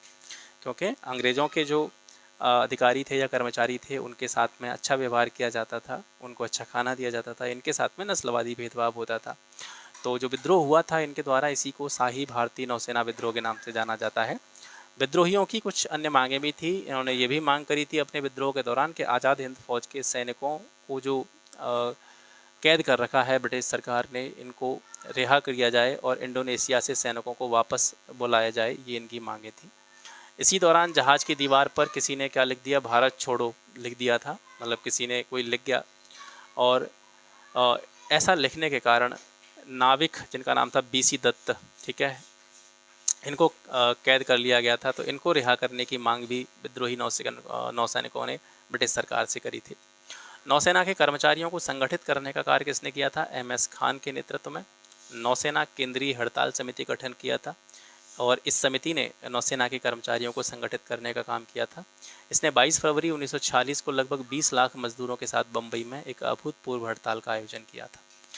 किंतु 23 फरवरी 1946 को सरदार पटेल और जिन्ना के दबाव में आकर के विद्रोहियों ने आत्मसमर्पण कर दिया। लेकिन आत्मसमर्पण करने के साथ में उन्होंने ये भी कहा था कि हम भारत के सामने समर्पण कर रहे हैं। कि उन्होंने समर्पण किसकी कहने पर किया था? सरदार पटेल और जिन्ना के कहने पर किया था। तो उन्होंने कहा था कि हम विद्रोहियों के सामने समर्पण, हम जो है ब्रिटेन के सामने समर्पण नहीं कर रहे हैं, हम भारत के सामने समर्पण कर रहे हैं।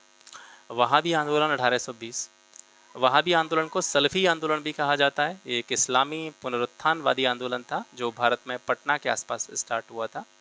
वैसे मूल रूप से देखा जाए तो इस आंदोलन की शुरुआत कहाँ पे हुई थी? अरब में हुई थी और बाद में यह भारत के कुछ हिस्सों में भी आया। इस आंदोलन के नेता भारत में सैयद अहमद बरेलवी थे, ठीक है। सैयद अहमद शाह वलीउल्लाह और सैयद अब्दुल की शिक्षाओं से बड़े प्रभावित थे। बहावी आंदोलन ने मुसलमानों को फिर से बुनियादी इस्लाम और इसके नियमों के बारे में सीखने के लिए प्रेरणा दी। इस आंदोलन के दौरान पंजाब के सिखों के खिलाफ जिहाद की घोषणा भी की गई थी। वहाबी आंदोलन के कारण भारत में एक नए कानून का जन्म होता है, जिसको सेडिशन कानून, राजद्रोह कानून। इसका जन्म वहाबी आंदोलन के कारण ही हुआ था। वहाबी आंदोलन ने 1857 के विद्रोह में ब्रिटिश विरोधी भावनाओं को फैलाने में भी बहुत महत्वपूर्ण भूमिका निभाई थी। नील विद्रोह की बात करते हैं। नील विद्रोह 1859-62 के आसपास हुआ। ये भारत के सबसे उल्लेखनीय किसान आंदोलनों में से एक था। अपने मुनाफे को बढ़ाने के लिए यूरोपीय बागान मालिकों ने किसानों को खाद्य फसलों के बजाय नील की खेती करने के लिए बाध्य किया था। ऊपर इसके बारे में हम बात कर चुके हैं, ठीक है।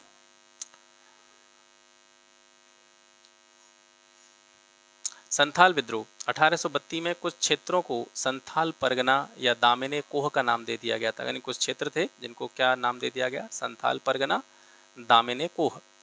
और इसमें कौन कौन से क्षेत्र आते थे? इसमें वर्तमान समय के हिसाब से देखा है तो झारखंड में साहिबगंज, गोड्डा, दुमका, देवघर, पाकुड़ और जमताड़ा के जो कुछ हिस्से थे वो संथाल परगना या दामिने कोह के अंतर्गत आते थे। संथालों को दामिन ए कोह में बसने और कृषि करने का वादा इनसे किया गया था और इसके बदले में इन्हें दमनकारी भूमि हड़पने और बेगारी का सामना करना पड़ा। संथाल क्षेत्र में बंधुआ मजदूरी की दो प्रणालियां उभरी, जिनको कामियोती और हरवाही के नाम से जाना जाता है। कामियोती जो प्रणाली थी, इसके तहत क्या होता था कि ऋण चुकाए जाने तक जो ऋणदाता होता था उसके लिए किसानों को काम करना पड़ता था। और हरवाही के तहत क्या होता था कि ऋणदाता को व्यक्तिगत सेवाएं प्रदान करनी पड़ती थी और आवश्यकता अनुसार ऋणदाता के खेत की जुताई भी करनी पड़ती थी। इस बॉन्ड की शर्तें इतनी ज़्यादा सख्त थीं कि संथाल के लिए अपने जीवन काल में ऋण चुकाना लगभग असंभव था। तो 1855 का जो संथाल विद्रोह था भारत में ब्रिटिश औपनिवेशिक शासन के खिलाफ सबसे शुरुआती किसानी विद्रोह में एक था। चार भाइयों सिद्धू, कान्हू, चांद और भैरम मुर्मू के साथ में इनकी बहनें फूलो और झानो, इनके नेतृत्व में 30 जून 1855 को जो है ये विद्रोह शुरू हुआ था। विद्रोह का लक्ष्य न केवल अंग्रेज थे बल्कि उच्च जातियां, जमींदार, दरोगा, साहूकार, ये सभी भी जो है इनके खिलाफ भी इन्होंने विद्रोह किया था। और सामूहिक रूप से जो अंग्रेज़ों के अलावा और जो जातियाँ आती हैं, उच्च जातियाँ, जमींदार, दरोगा, साहूकार, इनको दिकू कहा जाता था। दिकू का मतलब है बाहरी लोग, ठीक है। इसका उद्देश्य था संथाल समुदाय के आर्थिक, सांस्कृतिक और धार्मिक अधिकारों की रक्षा करना। आज का अंतिम प्रश्न है, महात्मा गांधी द्वारा शुरू किए गए व्यक्तिगत सत्याग्रह के संबंध में कौन कौन से उद्देश्य जो हैं वो व्यक्तिगत सत्याग्रह से जुड़े हुए हैं? तो पहला है कांग्रेस द्वारा विश्व युद्ध से स्वयं को अलग सिद्ध करना, छुआछूत के प्रति जागरूकता बढ़ाना और अगस्त प्रस्ताव का विरोध करना। तो जो पहला और तीसरा स्टेटमेंट है, कांग्रेस द्वारा विश्व युद्ध से स्वयं को अलग घोषित करना और अगस्त प्रस्ताव का विरोध करना, ये उद्देश्य जो थे व्यक्तिगत सत्याग्रह के थे। छुआछूत के प्रति अवेयरनेस को बढ़ाना ये व्यक्तिगत सत्याग्रह का उद्देश्य नहीं था, ठीक है। अब इसके बारे में थोड़ी अतिरिक्त जानकारी देखते हैं। महात्मा गांधी के द्वारा व्यक्तिगत सत्याग्रह के पहले चरण को 17 अक्टूबर 1940 को स्टार्ट किया गया। कांग्रेस के द्वारा विश्व युद्ध से स्वयं को अलग सिद्ध करने और अगस्त प्रस्ताव के विरोध करने के लिए व्यक्तिगत सत्याग्रह जो है वो स्टार्ट किया गया था। इसके माध्यम से ब्रिटिश सरकार के उस दावे को गलत सिद्ध किया गया जिसमें ब्रिटिश सरकार के द्वारा कहा गया था कि भारत की जनता द्वितीय विश्व युद्ध में भी ब्रिटिश सरकार का साथ देगी। सत्याग्रह की विचारधारा गांधी जी की थी, जिसे 17 अक्टूबर 1940 को पवनार आश्रम यानी वर्धा से इसको स्टार्ट किया गया था। पहले सत्याग्रही कौन थे? विनोबा भावे थे। 17 दिसंबर 1940 को इसके पहले चरण को स्थगित कर दिया गया। 5 जनवरी 1941 को जवाहरलाल नेहरू ने इसके दूसरे चरण को पुनः स्टार्ट किया। तो दूसरे सत्याग्रही कौन माने जाते हैं? जवाहरलाल नेहरू, ठीक है। तो जो एक तरह से थॉट्स थे या जो विचारधारा थी वो गांधी जी की थी। पहले सत्याग्रही जो सबसे पहले सत्याग्रह स्टार्ट किया विनोबा भावे ने, दूसरे चरण की शुरुआत जवाहरलाल नेहरू ने करी, तो ये द्वितीय सत्याग्रही कहलाए। तीसरे सत्याग्रही कौन थे इसके? तो ब्रह्मदत्त थे। ये सत्याग्रही जो थे अगस्त प्रस्ताव का विरोध करते हुए, जन जागरूकता फैलाते हुए ब्रिटिश द्वारा भारत को युद्धरत देश घोषित किए जाने के निर्णय का विरोध करते हुए गांव-गांव, गली-गली होकर दिल्ली की ओर बढ़ते थे। इसीलिए इस आंदोलन को दिल्ली चलो आंदोलन के नाम से भी जाना जाता है, ठीक है। तो ये हो गया आज का सेशन। आज का सेशन थोड़ा सा लंबा रहा, लगभग हम डेढ़ घंटे से ऊपर, 1 घंटा 40 मिनट के आसपास आज, क्योंकि आज थोड़ी सी एक्सप्लेनेशन ज़्यादा हो गई। ठीक है, आशा करता हूँ आज के क्वेश्चंस आपको पसंद आए होंगे। इसकी जो अतिरिक्त जानकारी मैंने आपको यहाँ से प्रदान करी है वो भी आपके लिए काफ़ी हेल्पफुल रही होगी। क्लास अगर आपको वैल्यूएबल लगता है, मुझे पता है वैसे यहाँ तक बहुत ही कम लोग पहुँच पाते हैं, 5-6 मिनट 7 मिनट से ज़्यादा लोग नहीं देखते, लेकिन मेरा काम है करना। देखिए, जो मेरा मन करता है वो मैं करता हूँ। मुझे लग रहा है कि ये चीज़ जो है कहीं न कहीं बहुत ज़्यादा आगे आपके लिए हेल्प करेगी, और पेपर में शायद इसमें से बहुत सारे क्वेश्चंस देखने को मिलेंगे। इस वजह से मैं इस पर काम कर रहा हूँ। बाकी कौन कितना देखता है इससे बहुत ज़्यादा फ़र्क नहीं पड़ता है। ठीक है, तो आशा करता हूँ अगर आप में से कोई भी 1, 2, 4, 5 लोग जितने भी यहाँ तक मुझे सुन रहे हैं, उन्होंने इसको एंजॉय किया होगा, और काफ़ी अच्छे प्रश्न उनको यहाँ से मिले होंगे, काफ़ी अच्छी जानकारी उनको यहाँ से मिली होगी। तो आज के लिए बस इतना ही। मिलते हैं कल आपके साथ फिर एक नेक्स्ट वीडियो में कुछ नए प्रश्नों के साथ में। तब तक के लिए नमस्कार, जय हिंद।